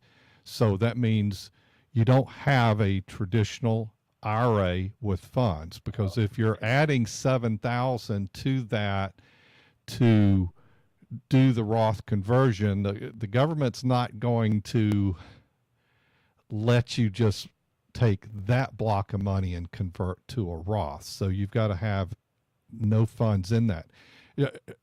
I'll explain it this way. Every year I do a backdoor Roth contribution. I do a contribution to my IRA account, and that's all I have is that contribution in that IRA account. I don't have any other traditional IRA personally. So I put that contribution in, and then a few days later I convert it to a Roth. And that allows me, and I'm kind of over the income limit, so that allows me to put the money in Roth. I think it's a no-brainer. It should be done. But can you open just a separate new traditional account for that $7,000, even though you may have another traditional IRA account with whatever, $20,000, $50,000 in it? Or you can only have you cannot, because they're going to look at, and you can put money in there. You can do it, but it's not a backdoor Roth. You're doing a conversion of funds. But Uncle Sam, the math of that is you're going to be converting some taxable funds over. That of the $7,000 you're putting in, it's going to turn out to be just a small portion of that. Right. You're going to have to convert taxable funds over from that standpoint. I see. So you can't have any traditional IRAs to do the backdoor rollover. Well, it doesn't mean you shouldn't do Roth conversions. I think it should be something that's looked at every year. You should look at what your margin is in your tax bracket. Don't waste margin. And you're going to live a long time, and that money's going to live on beyond you probably. So you should be looking at strategically doing Roth conversions. Some every year. That's going to turn into powerful money later, especially with compounding. Right. Anything else I can help you with, Anthony? No, that was a good point you made, and you cleared up a few details I didn't know about. Thank you very much, Gregory. Awesome. Thanks for listening to Winning at Life. Now, one of the things he was talking about is that on regard to the 529 plan, that money has to be in that plan for 15 years. That Roth IRA money that's left over can be penalty-free up to a lifetime limit of $35,000 that can be moved over to from the 529 plan to a Roth IRA. So just knowing if you're setting that up and worrying, what happens if we don't use all that money and then I got to take it out as a taxable event, it can go to that beneficiary of that 529 plan. You can find out more by going and searching Secure Act 2.0, because that's what those rules are under there. We've got another caller. Let's just stay with the Winning at Life hotline. We've got Laura from Covington. Welcome to Winning at Life. Thank you for my call. Awesome. Hi, Gregory. I just called in to get a copy of the book. Okay. And I wanted to say thank you for all your great advice. Okay. Hopefully, did Jeremy get your contact information, and we'll have one of the team reach back out to you Yes, next he week. so kindly did. Awesome. Anything on your mind or question I can help you with? You know, at this time, everything I have is just such a hot mess. Okay. Well, After COVID, everything just went crazy in my for me. I don't know what I'm doing right now. okay. Well, we're going to get the book out to you. We'll touch bases with you outside of the show if there's anything you need to help you with the hot mess and get that better for you going forward so you can finish rich. Awesome. I would like that. Thank you, Thank Laura. you so much. Have a great day. You too. Great weekend at that. I appreciate Laura calling in. She's going to get a copy of Smart Women Finish Rich. See how easy that is? You know, how much time we've got? We got a few minutes here. So what couple of things regarding the myths I was talking about, and this is kind of getting into about page 20 of the book. Fair or not, women need to do more financial planning than men. Another thought David has in the book, women still typically earn just 80% of what men do. They just, fair or not, they just don't earn as much, typically earn less. But they also have less time in the workforce because of raising children. They're typically become the caregiver later in life also. So it puts them behind the 8 ball in that. Women are the ones hurt most by corporate downsizing. On average, women accumulate about 34% less money in retirement accounts than men. What that all adds up is kind of some pain there. In a nutshell, why long-term financial planning is more important for women compared to men, you've got to be more farsighted. Start saving earlier. Stick to your plans with more discipline. You might be the one in the household that forced more savings. Why? Your husband's statistically going to move on before you. And I love this thought here. It's what you don't know that can hurt you. You know, it's educational events. Here's a reoccurring question I get is, why should I start a Roth? Why should I save? Why should I use a financial advisor? And my typical response is I'll gently ask, how many retirement plans have you built? It's going to be, there's two answers there. It's either 0 or 1. From a firm standpoint, yeah, we've developed thousands, and our resources even more. It's what you don't know that can get you, because we're used to critical thinking. We're used to thinking outside the box. We're used to planning, and we're looking in. When I say all these plans, these aren't cookie cutters. Not we push a button and it just pops out the machine. Everybody's situation is different, and what you're looking for is, what do you not know? What did I not think about? What am I not preparing for? What change is coming? And that should be a simple question, is what is your vision a year, 2 or 3 years out? That's kind of what I'm thinking about, is what do we see coming? Yeah, we know what's going on in the markets every day. We know what we're doing. We know about yesterday's decisions, tomorrow's decisions, but what do we see coming, and how are we adjusting for it? Like taxes are going up here soon. Think about that. You're listening to Winning at Life with Gregory Ricks. We'll be right back.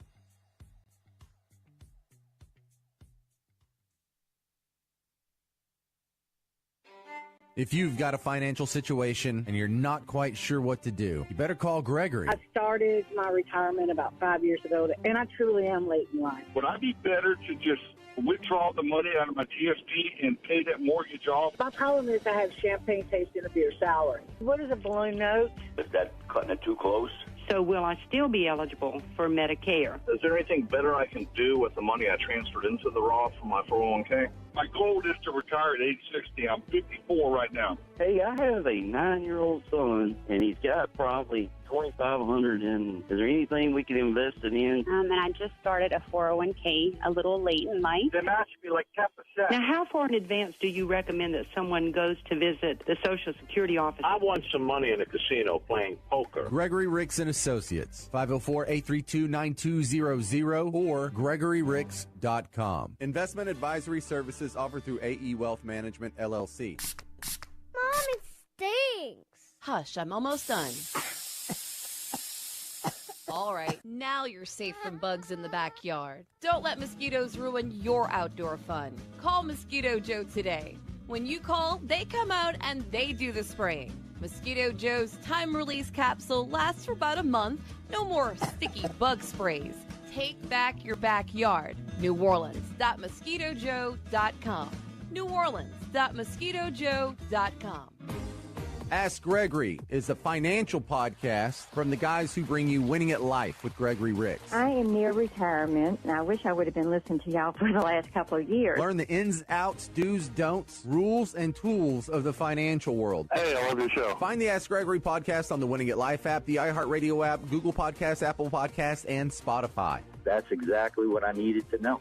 Investment advisory services offered through AE Wealth Management, LLC. The Ricks Report with Gregory Ricks. At the core, I always tell people, I'm not here to make you rich. I'm here to make sure you don't run out of money, that you don't run out of income. That's how I look at my job. Over time, saving, making good decisions can make you rich. But what you have is, what is your core thing? Your core thing should be making money. And your core thing, you should set aside money to work elsewhere. It doesn't necessarily mean you have to put it to risk. You could put it to safety. But your core thing makes you money, or you tell me your core thing is the market, day trading, or gambling in the market. It shouldn't be. You should have a core thing that makes you money, and you peel some off for the future when you're done with your core. Winning at Life with Gregory Ricks, Saturday mornings at 10 on News Talk 99.5 WRNO. Find us on the Winning at Life app or GregoryRicks.com. Investment advisory services offered through AE Wealth Management, LLC.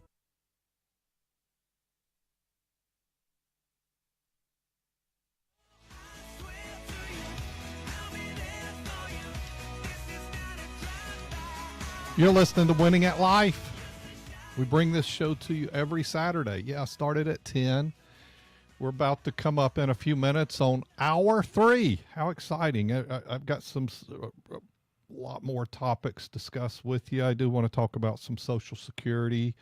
I've got a question for somebody that's not saved for retirement. Like, what should I do? I'm going to help you with that, because old Fred's not the only one that's in that situation. And we're taking live callers today. For the ladies calling in, I've got a book for you, Smart Women Finish Rich, by David Bach. And we're talking about some of the myths in there. But look, this thought for men or women. Why should you engage with a trusted advisor? It's what you don't know that can hurt you. You got to have somebody that's a sounding board. With that said, I know, guys, you're feeling left out. We're going to do something for you on next week's show as well. Let's jump back to the Winning at Life hotline. We've got Steve in Slidell. Welcome to Winning at Life. How can we help you today? Well, I've got some concerns because my wife has not worked since 1989, so I was always just, trying to do extremely well, but I have not saved a whole lot of money in 401k. I've got, about $600,000 saved, which is not enough to retire on, I know, but my concern is that it looks like they're changing the laws for the distributions for for spouses who haven't worked. And I guess, I was planning on taking a job that was going to be a lesser income down the road because it would be more fun. But now I'm leaning toward just basically staying in the same job that I'm doing, which does pay well, But, my concern is, I know she'll draw on my Social Security, once I pass away. But do you know how much that her share is going to drop over the next few years? She's 59, I'm 61, and I was planning on retiring at 67 when she turned 65.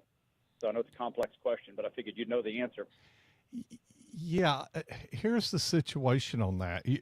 You're the worker. She's not worked for 20 years or so. From 34, 35. Okay, quite a while. So she's reliant upon your benefit. Now, one of the rules is once you turn on Social Security, she qualifies for the spousal benefit at that time. Either way, let's say she did work some and even qualifies for a small benefit. We really, and she turns it on early, the point that she might get, say, qualify for a small check, but once you turn yours on, she qualifies for a spousal benefit, which would be, regardless of what you do, she qualifies for 1/2 of your FRA amount. And that's what her benefit would be. But you also, if you're going beyond FRA, you're leaving a larger leave behind benefit that she will get 100% of. Right, I'm aware of that, but I thought that her share is starting to, that they've changed some laws recently to make that, a reduced benefit amount. I think that I was reading some information that the Biden administration or whomever has changed the payout on Social Security for the example spouses that have not worked, that it's going below the 50% mark going forward. And I didn't know if you had heard anything about that. And that's what I'm concerned about. I mean, I'll just work till I'm dead, the way I look at it, because she's, done a great job of raising kids, and now we have grandkids. But yeah, she is not her getting, income potential is just not there. Yeah, she is not going to be penalized in that way. They don't have anything that punishes her for not being a worker. It's her right as a spouse to receive 50% of your full retirement benefit. Let's say that was to be turned on early for her because she's younger than you. It'll be a reduction if she turns it on earlier prior to her FRA age. But when she reaches FRA, she's due 50% of your FRA benefit, provided you've turned it on at that time. There's no law or anything that's changed that. Okay, that's good to know. Well, I have one other question, if you don't mind. Sure. I've got my 35. I've got 42 years of paid in. I've got roughly 22 as a substantial wage earner, and about 8 or 10 as a pretty close to substantial wage earner. So that's good. But if let's say I retire and I just don't, and I just basically start a business because there was a side job that I did, would that impact Social Security if it's basically a limited liability corporation and I'm not drawing a salary and then paying her to technically run it? Because we've done this before where we had a business, but I shut it down about after Hurricane Katrina. Why wouldn't you pay you and keep working on your benefit? And it depends on the income. Here's one thing. You're based on your best 35 years from that. You're not going to impact by throwing her on the payroll the last few years at this point. Right. There. It's not going to make much benefit for you there. But if you're setting up a limited liability corporation and you have substantial income, you should be taking income from that and tax benefits. If you're if it's non-incorporated, there's a tax form for that. I believe it's Schedule C, and you will pay taxes on profits through that schedule as well. That goes to credit towards Social Security. It's, you know, if you don't have profits, I guess you could expense it down subject to the business, but it's not a tax or Social Security avoidance tool. Yeah. Well, what I may end up doing is just maybe not setting up a business and just going, you're not setting up an actual corporation and just, you know, start building, build a house, hold on to it for 2 years, and maybe build some income that way. Yeah. So that's you know, my for-profit hobby used to be designing homes, and I did a lot of that, you know, well over 100. And not like I don't know how to build a house. I mean, I've built mine. I've actually quite a few houses in my neighborhood are ones that I designed. But you know, I've got a plan B. But I just, you know, when it comes down to income, if it is to be, it's kind of up to me. If you know what I mean? Yeah. I just don't want her to go. You know, I just want to make sure that she's well taken care of, because let's face it, we fellas typically die first. Yeah, that is kind of my repeated point, is she needs to be involved, know what's going on.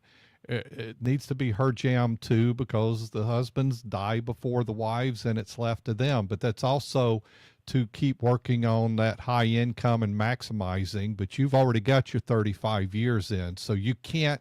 Well, I've only got 20 of total max out. I've got maybe, you know, 8 to 10 that are like 75% of what the maxes out were at those point in time. Right. So, and you are leaving the larger benefit behind to her when you move on. Right. And that's what's really important there for that. She Yeah, gets 100% of that benefit.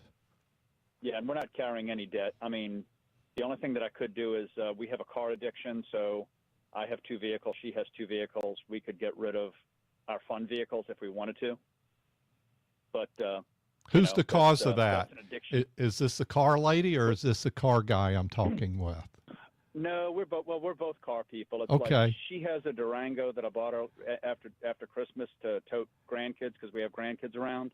But the year before, I bought her another Challenger because she just loved it. And before that, she had an IROC. And then what I have is you'll laugh. It's a Tradesman Plus pickup truck, regular cab. It's my daily driver. And then my fun vehicle is a fake Cobra that I built. So we're in that. You know, she shares my stupidity of love of cars. We've been together since we're 16 and 17. It was a lot more fun when we were like 19 and 21 instead of, you know, 59 and 61. But, you know, no, she shares the car stupidity with me. Oh, wow. Everybody's got to have a fun car if you're a car person. That is nice. You got to have something that's fun in life, and to everybody's kind of different. I'm a car guy too, so my wife puts up with me on that. But the realization is later in life, we probably reduce or transition from that, and life will dictate that eventually. Yeah. Well, I appreciate the information. I didn't know you were a car guy, but so you understand the addiction and stupidity. But I'd like to build another car, because I built a Factory 5 Cobra, affectionately known as Redbone, and I'd like to build another one, but it's just financially, it's just not a good decision. And you know, to build a Daytona just because I want to build a Daytona, that's a want, not a need. Yeah. But anyway, thank you so much for your help. It's been really enlightening. Hey, thanks for listening to Winning at Life. Appreciate you, Steve. If we can be of help, reach back out to us or call the office at 504-832-9200. Have a great weekend. Where are we at? Oh, am I right? We're about to take a break. Okay. Wow. Time flies when you're having fun. I love doing this show. I got a car guy talking about that. I can relate to that. Barrett Jackson, a few months ago, I bought a 1951 Chevy truck. It's pretty cool. Hey, we're going to take about 6-minute break. We'll be back for hour 3 of Winning at Life with Gregory Ricks. Stick around.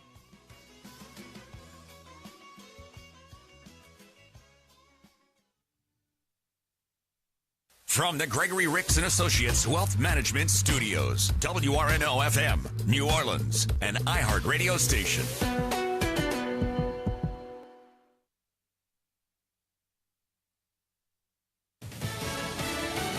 Fundraising blitz in Florida. I'm Pam Puso, Fox News. Former President Trump is hoping to fill his campaign coffers ahead of the 2024 presidential election. Former President Trump is looking to cut the fundraising deficit he currently faces against President Biden. His fundraiser tonight is expected to raise $43 billion. Since becoming the Republican presumptive presidential nominee, many Republican donors have coalesced around Trump. Today's fundraiser is led by hedge fund billionaire John Paulson, casino mogul Steve Wynn, Chicago Cubs co-owner Todd Ricketts, New York Jets co-owner Robert Woody Johnson, and Wilbur Ross. Senators Tim Scott, Vivek Ramaswamy, and Doug Burgum will also be on hand. The Trump campaign and the Republican National Committee raised more than $65 million last month, ending the month with more than $93 million cash on hand. That's Fox's Madeline Rivera in New York. New York and New Jersey continue to feel aftershocks following Friday's rare earthquake. We can expect more shake, rattle, and roll here in the Northeast as tremors are continuing to rock the region after Friday morning's 4.8 magnitude earthquake, startling millions of people across hundreds of miles in multiple states. The U.S. Geological Survey says its epicenter originated near Lebanon, New Jersey. That's about 50 miles from New York City. And hours later, a 4.0 magnitude aftershock hit the town near the epicenter in Gladstone, New Jersey, and both major events had the Big Apple all shook up. Fox's Chanley Painter. The U.S. and China will talk some more about how to grow both economies. I think the Chinese realize how concerned we are about the implications of their industrial strategy. That's Treasury Secretary Janet Yellen after talks with Chinese officials. America's listening to Fox News. Interesting people are talking to Will King. I said, what do I call you? I call you Dwayne. I call you The Rock. He said, now that I own it, I can call you The Rock. Yes, I own it now. You can call me The Rock. Our next guest needs no introduction. It is Dr. Jordan Peters, my old friend and frenemy, Stephen A. Smith. What is going on here? I see the Will King show in the background. I see the microphone. Watch it live at noon Eastern, Monday through Thursday on FoxNews.com. And get the podcast 5 days a week at FoxNewsPodcasts.com or wherever you download your favorite podcasts. From the Fox News Podcasts Network, the Fox News Rundown, a contrast of perspectives you won't hear anywhere else. Your daily dose of news twice a day, going far beyond the headlines, tapping into the massive reporting resources of Fox News to provide a full picture of the news of the day. I'm Dana Perino. I'm Brett Baer. I'm Maria Bartiromo. I'm Brian Kilmeade, and this is the Fox News Rundown. Subscribe and listen now by going to FoxNewsPodcasts.com or wherever you get your podcasts.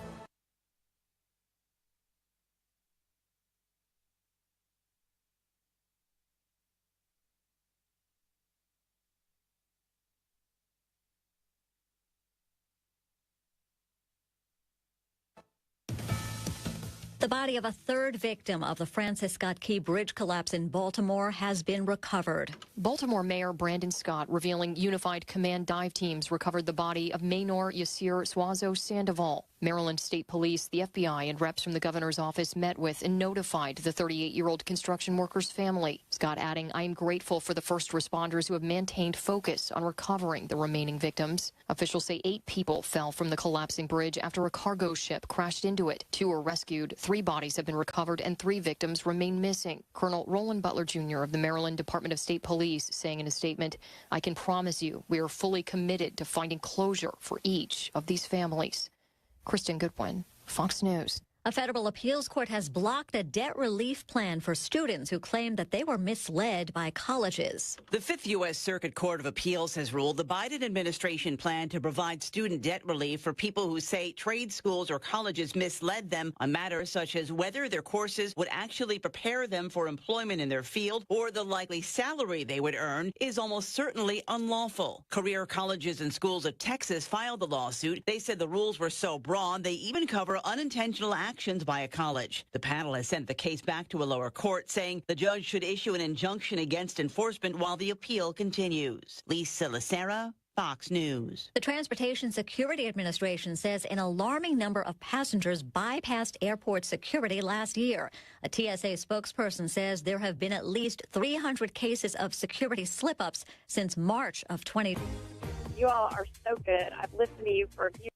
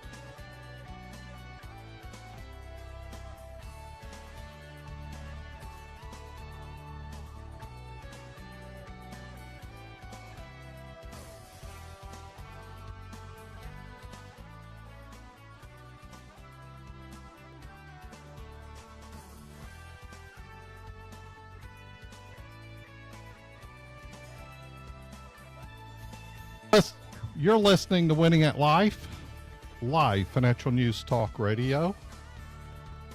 I'm your host, Gregory Ricks. Welcome to hour 3 of Winning at Life. If you've just tuned into the show, welcome. This hour, we're continuing to take calls on the Winning at Life hotline, male or female.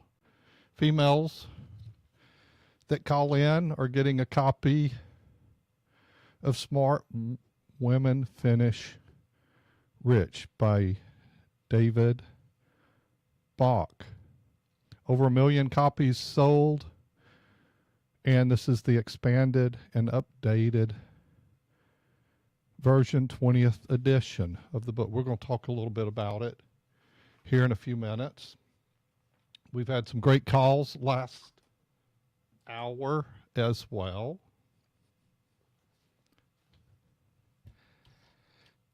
One of the callers had called in about 529 plans, excess funds that can be shifted to a Roth up to $35,000. Can be done incrementally, as well as the account has to be established for 15 years. But if you're going to have money left over, say the student doesn't continue through college, or the funds weren't needed, or they didn't go in that direction, you're like, what do I do with this money? Well, you can shift that money to them up to $35,000 from that 529 to a Roth. Pretty cool deal. Another caller had called in and talked about the backdoor Roth opportunity, and that's for income, people that are over the income limit and can't contribute to a Roth. They can contribute to an IRA account and then convert that to a Roth account, but they cannot have an established IRA with assets in that. You can't separate that backdoor Roth from that money. You can't have any established assets there. I do it because all I've got is Roth money in my qualified account. So when I contribute, example of 7,000, 7,500, next year it goes to 8,000 into the IRA, I can then technically a day later, I can convert it to a Roth, and it's not a taxable event because it's after tax dollars. But what's the magic of that? Tax-free growth. You know, I love that. And to me, it's kind of Roth money beats Uncle Sam. Uncle Sam's greedy. He wants the tax money now, and he needs it now because he can't help himself. He spends more than he takes in. But what I get to do is let compounding win for me. You know what that is? $100,000 in 10 years, if we use the rule of 72, and say it doubles in 10 years, then 100,000 goes to 200,000. Another 10 years at 7.2%, it will go to 400,000. What's what 100,000 can turn into over 20 years? How much taxes did I pay on the 100,000 that I put in? Because that's after tax money, as an example of contributions over time or doing a conversion. Just say you paid tax on the 100,000, but the other 300,000's growth over 20 years. How much tax will I owe on that? None. How much tax will my beneficiaries owe on that? None. What if you just let it percolate another 10 years? That's 800,000. But we win. We beat them. They're not going to come back and tax that money later. That just to understand that, because taxes are going up. The Tax Cuts Jobs Act expires at the end of next year. So we got a 2-year window here to shifting and take advantage of that before they reset the tax brackets.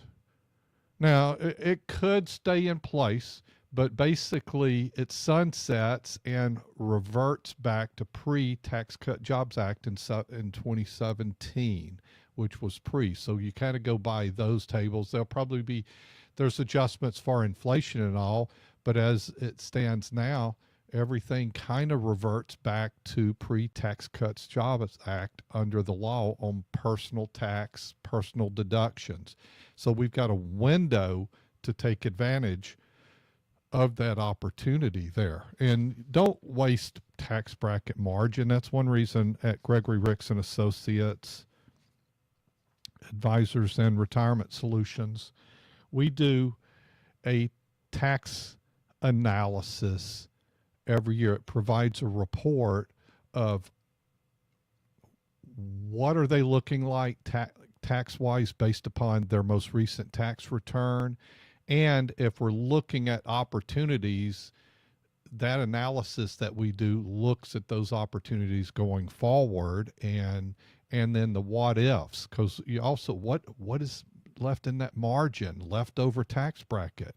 You know, what's opportunities? What's the impact if you do some conversions or sell a business or sell a house, or if you're thinking of cashing some accounts? There's a lot of tax advantage strategies you can utilize if you're looking ahead. Mostly what we're all dealing with is 2023 taxes. Tax day's coming up in about a week and a half, you know. April 15th is speeding towards us on 4/15. And what are we doing with that? It's rear view. 2023's over. We got to be planning. We got to handle that and get that shored up, because you have to do a tax return and you got to pay what's owed. But we can start planning ahead now. And that's really what we should be talking about, and we talk about in this one proactive thing. And that's a benefit of when you come into Gregory Ricks and Associates and have a discussion with us, is we want to look at what's going on presently with you, what your investments look like. How does that relate to your risk tolerance? Do you have rotation built in, where you've always got money moving in your favor? What are your fears, and how are you protected against that? Are you invested in a way that you won't make bad decisions that hurts you? And are you planning to take retirement income in the near future and all of your assets are in risk assets? That's not proper income planning. You need to call the office, 504-832-9200. Go to gregoryricks.com And let's start having a discussion about helping you plan better for the future. You hear the music. We're going to take a short break. We'll be right back in about 3 minutes. This is Winning at Life with Gregory Ricks on iHeartRadio.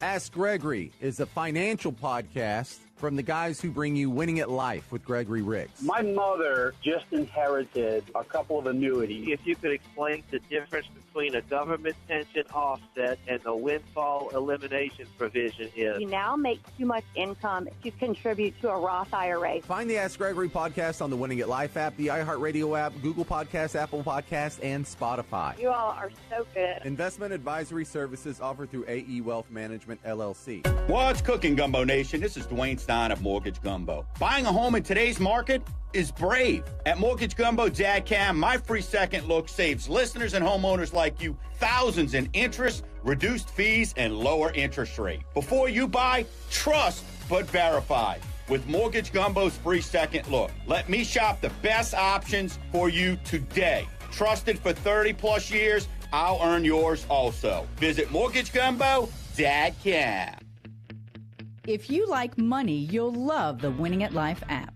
On the Winning at Life app, you can listen to the show live, and if we're not on at the moment, you can hear a replay of the latest episode of Winning at Life. Whether you're getting a late start on your retirement savings or keeping up with the financial news, Winning at Life with Gregory Ricks is there, on demand. Hear the Winning at Life show on the Winning at Life app, your wallet's favorite app. Half of estate planning is having a plan put together for your loved ones when you pass away. The other half of estate planning is dealing with someone else's plan when they pass away. Sometimes they have a great plan, but sometimes you need a little help. Don't leave your loved ones in a bind. Call me, and we'll make sure you have a plan. Hi, I'm Wes Blanchard, an estate planning attorney in Metairie. What's your plan? Find me at wjblanchardlaw.com.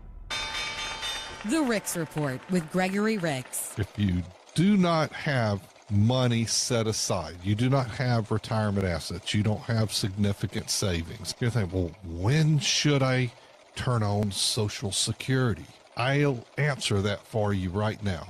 You should probably work as long as you possibly can and as much as you can, because that means you defer Social Security as long as you can up to age 70. And you can keep working past that. That's fine. But at age 70, you have to turn it on because you've maximized it there. And you've created the largest possible payment, and you're going to need all of that. Winning at Life with Gregory Ricks, Saturday mornings at 10 on News Talk 99.5 WRNO. Find us on the Winning at Life app or GregoryRicks.com. Investment advisory services offered through AE Wealth Management, LLC.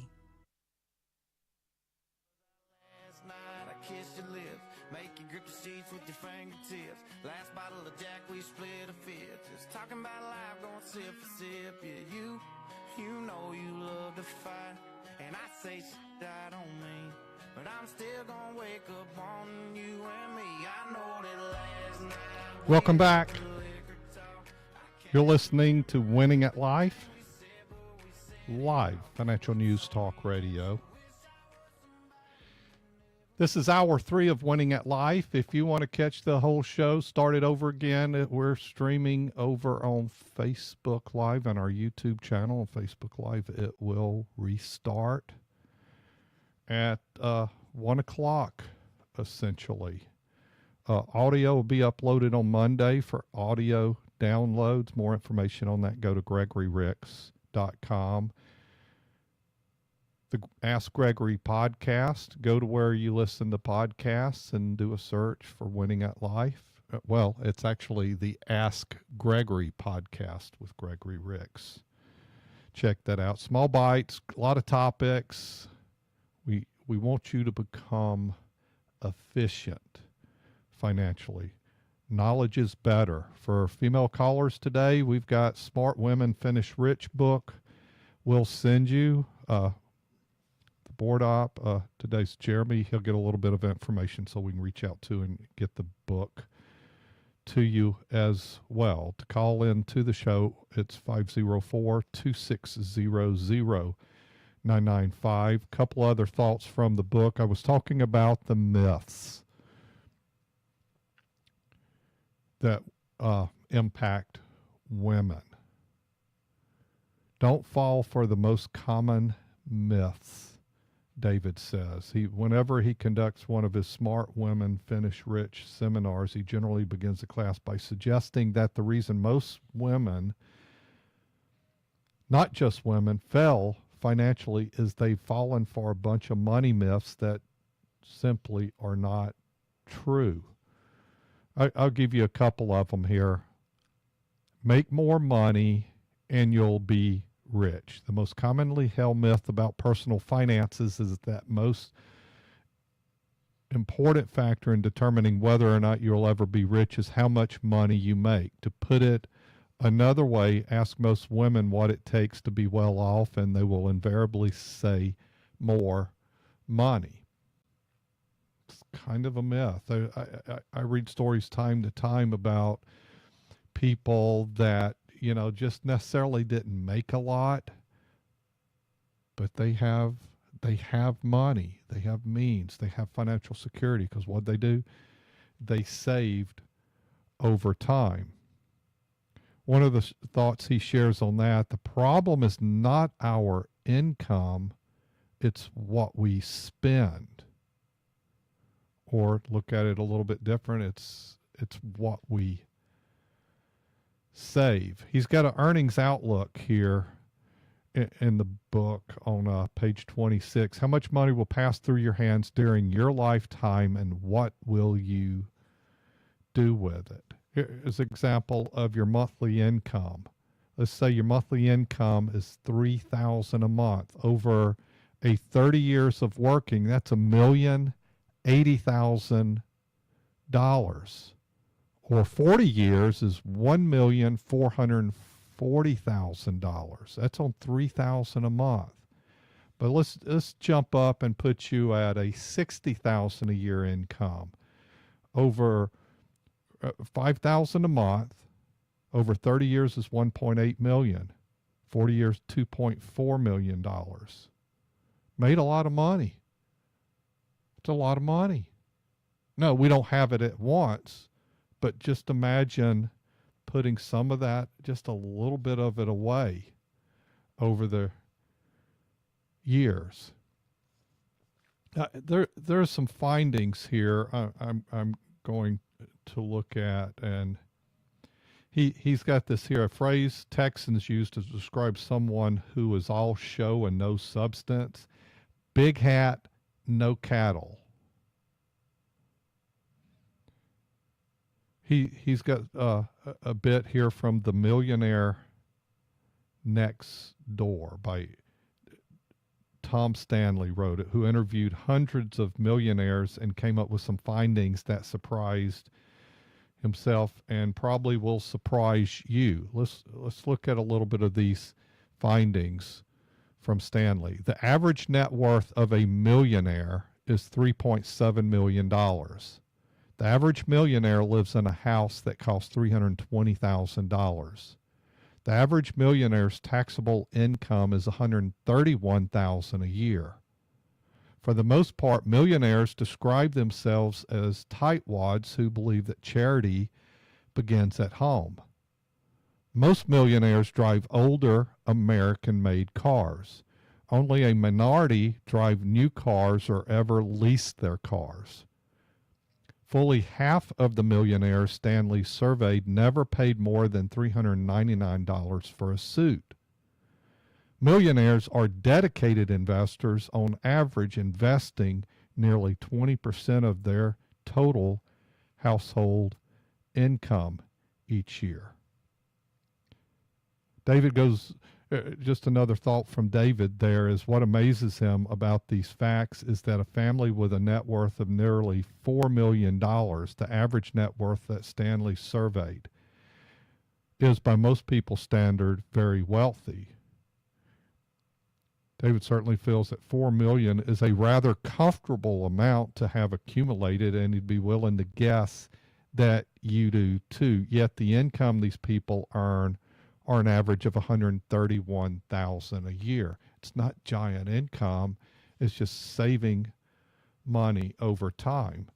And myth 2 of the book, here's the myth. My husband or someone other, man or woman, you fill in the blank, will take care of me. My husband would take care of me. My spouse would take care of me. My kids would take care of me. It's a myth. Do you want to go with it that way? When it comes to divorce, women still end up with the short end of the stick, is another thought that he has. Jump over to myth number 3. The government finally has gotten inflation under control. That's kind of what they've been saying recently. Oh, yeah, the Fed's like, yeah, we got this inflation out. We're probably going to reduce interest rates 3 times later this year. Well, data recently shows that it might not be under control. Inflation is still public enemy number 1. Another reason to save. Here's a question, I try to get you to think about this all the time.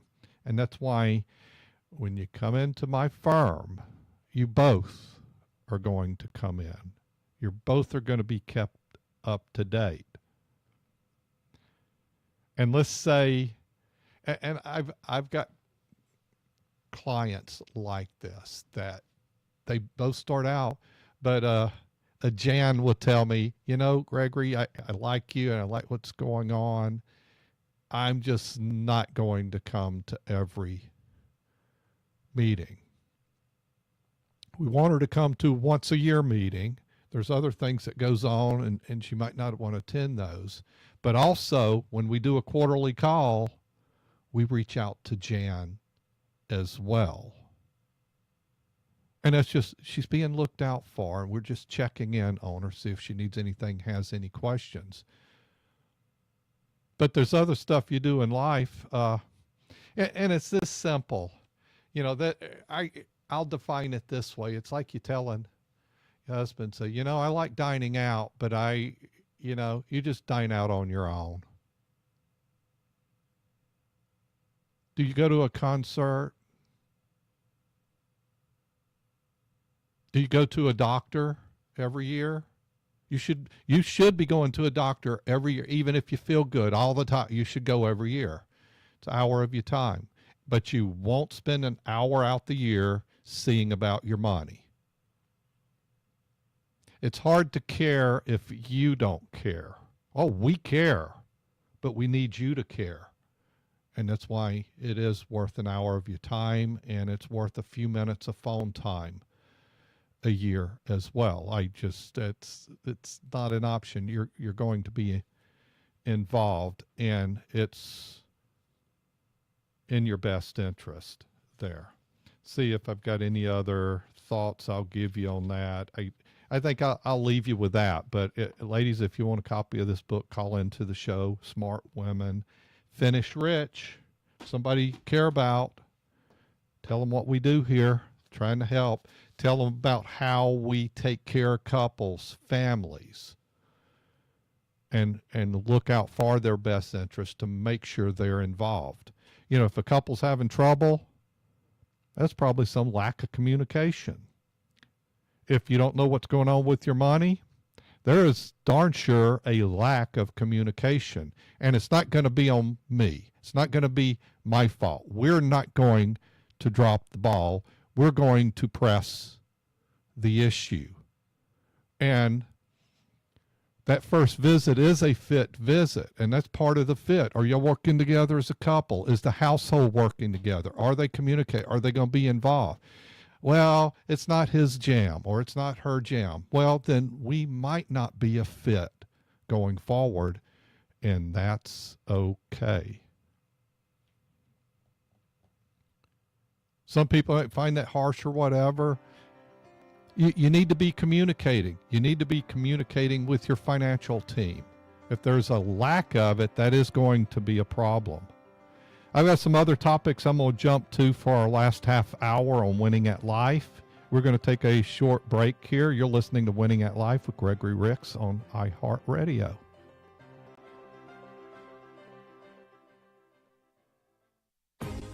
You all are so good. I've listened to you for years. Ask Gregory is a financial podcast from the guys who bring you Winning at Life with Gregory Ricks. I am near retirement, and I wish I would have been listening to y'all for the last couple of years. Learn the ins, outs, do's, don'ts, rules, and tools of the financial world. I have a broker. He has no idea what you and I just talked about. From your 401k to your IRA to your pension to your Social Security to your Medicare. Hi, Greg. Appreciate your service to the community. From your ETFs to your precious metals. The program helps to ground me. There's some personal, real life there. Find the Ask Gregory podcast on the Winning at Life app, the iHeartRadio app, Google Podcasts, Apple Podcasts, and Spotify, and wherever else you can find podcasts, probably. That's exactly what I needed to know. Hey, I love your show. Investment advisory services offered through AE Wealth Management, LLC. The firm is not affiliated with the U.S. government or any governmental agency. What does your ideal retirement look like? Is it traveling the world, fishing whenever you want, spending time with the grandkids, or maybe you don't know yet? Hi, I'm Gregory Ricks.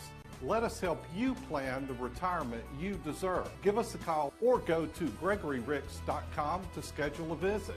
We are Gregory Ricks & Associates, the Total Wealth Authority. The firm provides insurance services, investment, and advisory services. Offered only by duly registered individuals through AE Wealth Management, LLC. AE Wealth Management, LLC. And Gregory Ricks & Associates are not affiliated companies. If you like money, you'll love the Winning at Life app. On the Winning at Life app, you can listen to the show live, and if we're not on at the moment, you can hear a replay of the latest episode of Winning at Life. Whether you're getting a late start on your retirement savings or keeping up with the financial news, Winning at Life with Gregory Ricks is there, on demand. Hear the Winning at Life show on the Winning at Life app, your wallet's favorite app.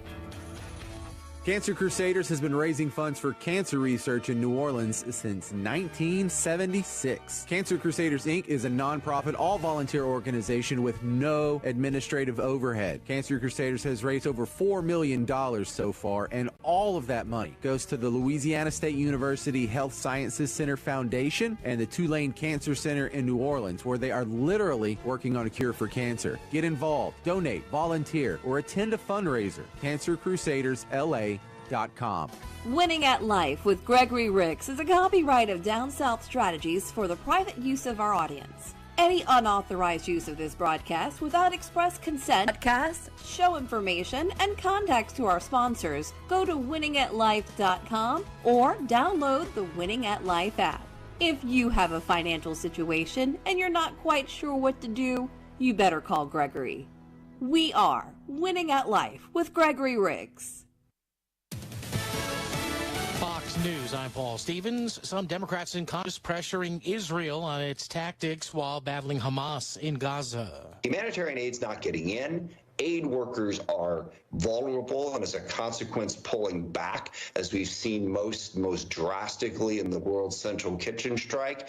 In order to get humanitarian assistance in, you need that brief ceasefire and a change in policy.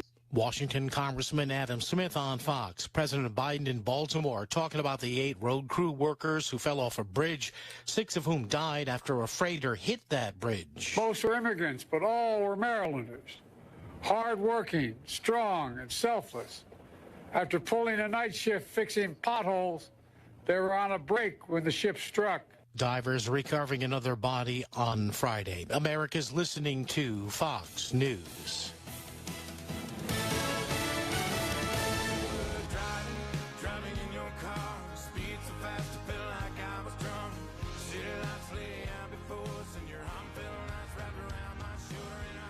Hey, y'all. Thanks for joining us today on Winning at Life. Appreciate the callers. We're still giving away that book to any ladies that call in to the show with a question or call in and ask for the book. Just give us, I'm going to ask you give us your thoughts on how things are going financially. No details, just work to do, or you feel pretty good, I always think there's work to do, but if you have a question, we'll help you. But we'd like to give you a copy of the book by David Bach, Smart Women Finish Rich. Guys, don't be upset. Next week we're going to do another book for that show, and we'll open it up to men as well. But we care about the women. Women are inheriting it all. They outlive the men statistically. If you both make it to 65, data shows women's going to live to about 92 on average, and men to about 88, 89. They're outliving. They're the caregiver. They bore the children. They help raise the children. They probably spent more time there. They earn less over time, but they're going to inherit the money. They need to know what's going on. So often over the years, I've worked with families, and the thing is, well, I can't handle everything. I do or he does all the investing and so forth. And sometimes in the past, when we've done those solo meetings, I'll ask, well, your bigger problem is, because one of the reasons, and we're having a discussion about them working, but here's some of those discussions. They're just not wanting to give up control is what they're feeling. But what you should be looking at is getting help, because I can tell you, oh, there's so many ways to do it yourself stuff. But should you? And you think you have access to all the resources? Can you afford to have access to the resources that we have? Hey, I've done this for a long time. I'm pretty good at what I do regarding investments, helping people, planning, tax strategies. I've got a world of knowledge. And I utilize coaches, and I continue to learn, and I don't assume I know everything, and I can get better at it. But as a result of the firm, I have tremendous amount of resources to other minds that have more, and I'm always thinking, what is it I don't know? What can we do better? What can we get help with to be better? How can I be better? And if you're not utilizing help, how are you going to be better? So I'm not going to beat that in the ground anymore, but that's why you should utilize a financial advisor. Ladies, that's why you should be involved, so that you have an understanding of what's going on. But the guys just like, and the final question I would ask them, do you have access to everything? And then, great.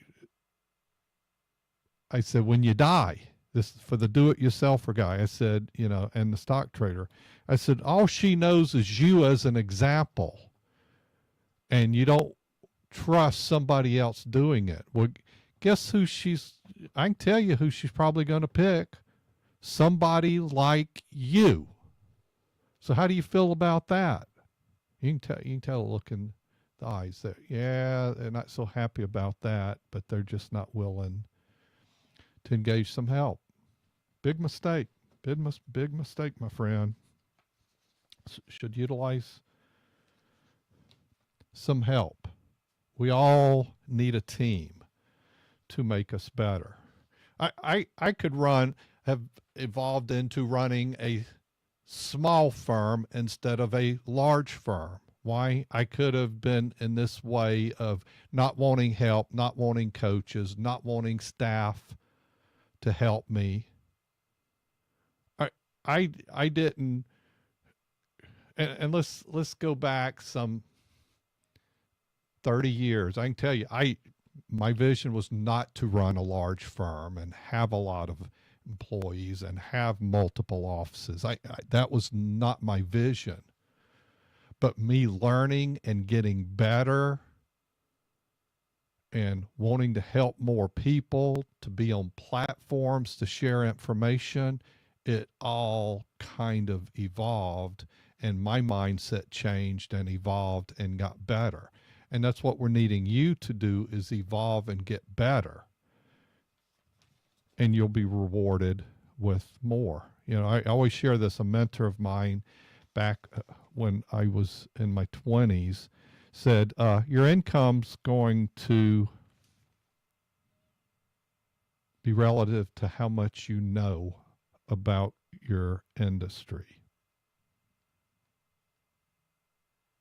I took that to heart. So I've always been learning, and my income's gone up over the years. Let's talk about this here. I've got a article here, MoneyWise. The guy's wrote in, I'm 49 years old and I have nothing saved. What should I do? Don't panic. That's what he's doing. What should I do? Thought is, don't panic. We have work to do. Here's a couple of ideas. The author on this article, see, do I have a name here? Heck, I don't see it, but it's a MoneyWise article from April 4th.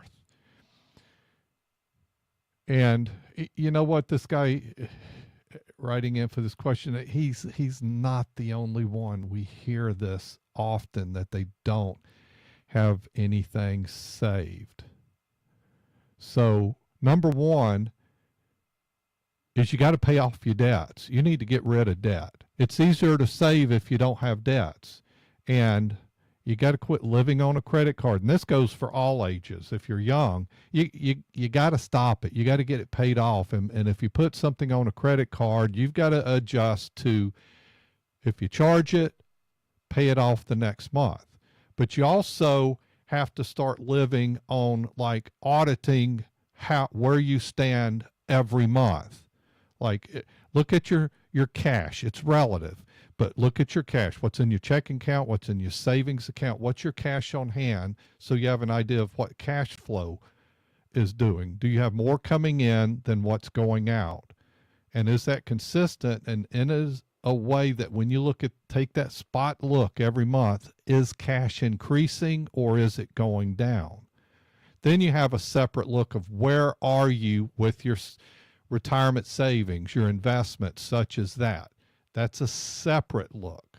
And if you are self-employed and have a business, there should be a third look of where you are on that. And that right there is a place to start. You do need to get some advice also.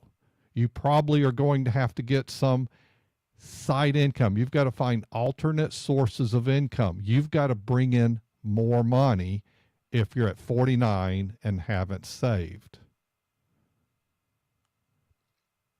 Get some financial help. Let's jump to the Winning at Life hotline. We've got Elaine from Metairie. How can we help you today, Elaine?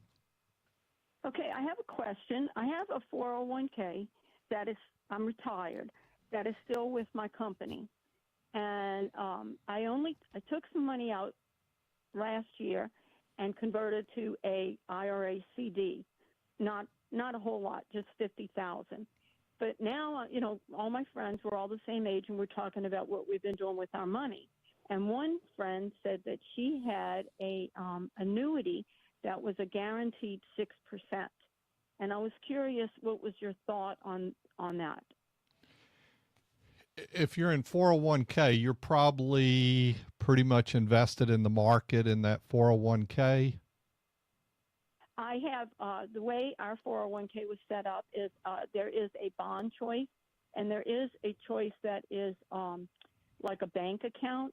So those are my two conservative choices, and the other ones are stock. So I have I've put more money, moved more money into the two conservative choices, but I still have money in the stock market. Are you under age 59 and a half or over? Oh, I'm over. Okay. Look, I think you need a blend of assets. In the invest 50-50 philosophy, I think half can be associated to risk, and I think half should be risk off.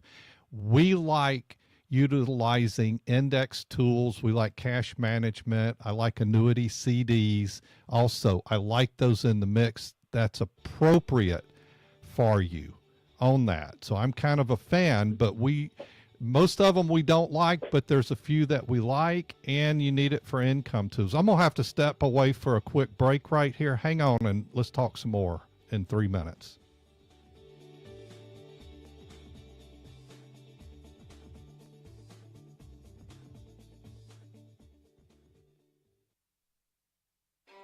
If you've got a financial situation and you're not quite sure what to do, you better call Gregory. I started my retirement about 5 years ago, and I truly am late in life. Would I be better to just withdraw the money out of my TSP and pay that mortgage off? My problem is I have champagne taste in a beer salary. What is a balloon note? Is that cutting it too close?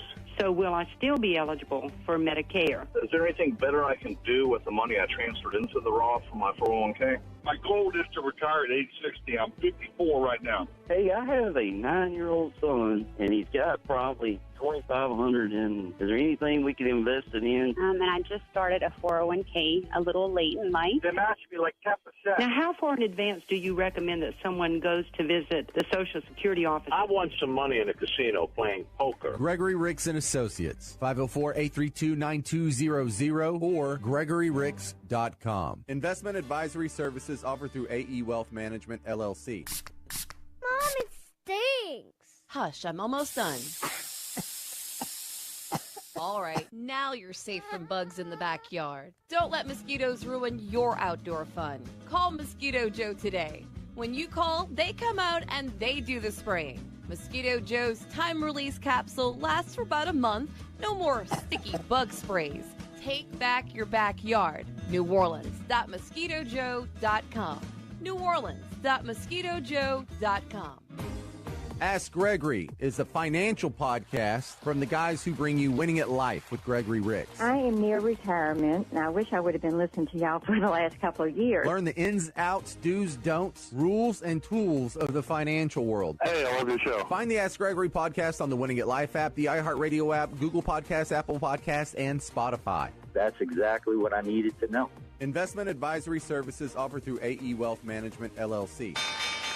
The Ricks Report with Gregory Ricks. At the core, I always tell people, I'm not here to make you rich. I'm here to make sure you don't run out of money, that you don't run out of income. That's how I look at my job. Over time, saving, making good decisions can make you rich. But what you have is, what is your core thing? Your core thing should be making money. And your core thing, you should set aside money to work elsewhere. It doesn't necessarily mean you have to put it to risk. You could put it to safety. But your core thing makes you money, or you tell me your core thing is the market, day trading, or gambling in the market. It shouldn't be. You should have a core thing that makes you money, and you peel some off for the future when you're done with your core.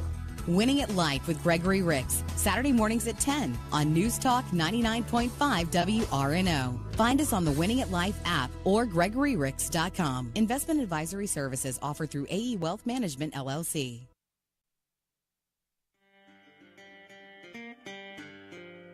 Welcome back from the break. This is your host, Gregory Ricks. You're listening to Winning at Life on iHeartRadio. I'm going to go ahead and jump back to Elaine from Metairie that has called in to catch you up if you were away from the show for a moment. She's got a 401k. She had moved some money to a CD from that, and she's pretty conservative in her 401k.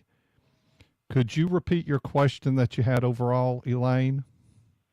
I was curious about a friend of mine has an annuity that has a guaranteed 6%. And I was curious as to what exactly that was and if it would be a good investment, like to convert my IRA to the annuity. I mean, my 401k to the annuity. That is an option for you. I would not use that as the only tool. Here's the negative on annuities is they're going to have a surrender period, even if it's, and I'll summarize it. So let's say it's a CD annuity. It's going to have a surrender period. Even if it's a 5-year CD annuity, it means it's got a surrender fee if you were to opt out. And you got to understand, what are the distribution rules while that money's in that CD? I don't think all of your money should go in that. We don't know how much that is, but regardless of the amount, you could have 250,000, you could have $1 million. I don't think all of it should. Appropriately, a portion might. There is some good yield out there. 2 years ago, 3 years ago, we were living in a 1% world. Today, I call it a 5% world. Interest rates are moving around, so somewhere there's ranges of 4 to 6%. But also, depending on what your needs are, your age, how much income you're needing from it, are you needing income from it in the future? How are we going to handle required minimum distributions? How would that strategy? I think it can well be a part of your strategy, but not your entire strategy with that money going into the annuity. Okay. And just a straight up discussion like that, I just can't get there. And even if there's a planning situation, there's no way we would get there as 100% there, because you need balance, you need rotation, you need money moving in your favor, and you do need some 6% money, that's for sure. My recommendation is sit down with my team. I'm biased. We're pretty good at what we do, and we will give you straight up. It's not like you have to do business with us or such, but if you feel good about building a long-term strategy and having a proper rotation that makes you feel good about the future, then hey, we can work together. If not, that's fine. But you need to give solid advice, some strategic thinking going forward. Does that help you, Elaine? Yes, it does. And I've been considering making an appointment with you just to review what I have and see what your comments are and where I could improve. That's excellent. That is an option. That is an option. That I'll be doing that in the future. Okay. And we're going to send out a book to you, Smart Women Finish First by David Bach. Okay. Thank you so much. Awesome. Thank you for calling. Look, I like certain types of annuities, not just any annuity. There's hundreds out there, and you've got two worlds called variable annuities and fixed annuities. Variable annuities, run. It's just, I'll define it simply like that. I don't like those. And if you're not careful, those incorporate risk that you might not understand. And they kind of are expensive from a fee standpoint. Fixed is guaranteed annuities backed up by the insurance company. Typically, there's no fee to those, but there's a few different kinds. They're not all the same, but what you need is what fits you. So I'd say there's hundreds out there, and we probably like about 8 different ones from there, subject to the individual situation. And I never would take and put all funds. If somebody's trying to get you to put all funds in that, you darn sure need to call my office. You need to call my office for a second opinion. Thank you for that call, Elaine. That was a great question, and I'm glad you reached out to us. And yes, I liked her point. I was thinking about calling your office for a second opinion. That's what people should do. Get a second opinion. Make sure you're headed the right way. And if something seems sketchy, unsure, get a second opinion. It's better to be warned and steered away from something that wasn't going to be healthy for you or good for you. If you've bought an annuity in the past few years or the past 20 years, you probably maybe did it when we were in a 1% world, and you might need to update that annuity to this 5% world where you can get better return, better caps, better interest rates going forward. This is a window to update that. This is, with what you know now. Look, if you could have put money to work and locked it in at higher rates back in the 80s, with what you know now, would you have done it for longer? Yeah. I remember back then, interest rates for mortgages were double digits. These interest rates aren't going to stay this high forever. And I talked about this a few weeks on the show is, yeah, this thing's going to come back down, these interest rates, somewhere in the future. Why? The Fed's going to do everything they can to keep this economy moving forward because the government spends more than it takes in, and they need revenue to keep up, and a recession hurts those numbers of overspending. So they're going to drop interest rates to stir the economy. Just know that going in. That's my thought. And I don't think we're getting much interest rate reduction on the back end of this year. Still undecided, but I'm just telling you, that's where I stand.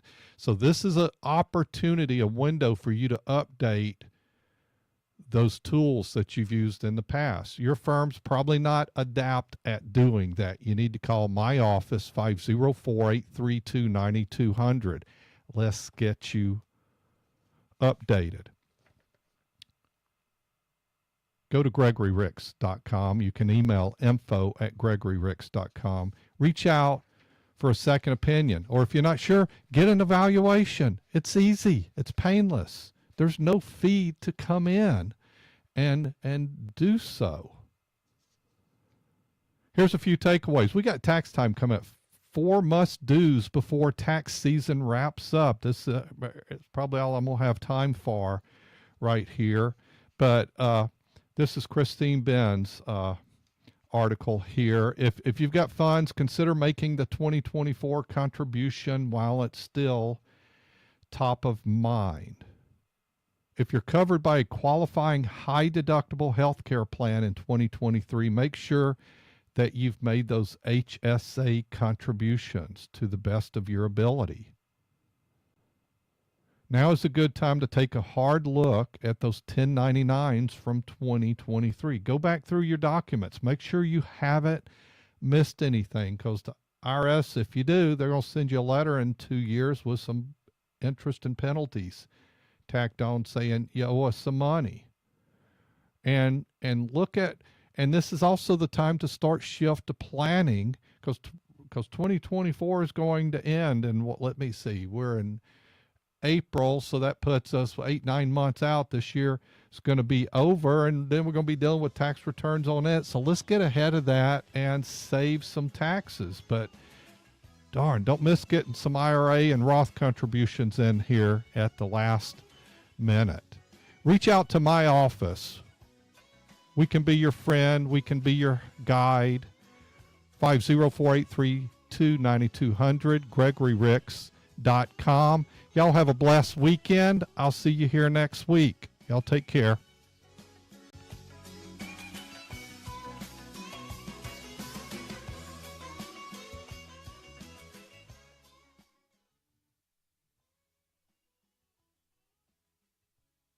Walton and Johnson, making mornings great on News Talk 99.5 WRNO FM, New Orleans.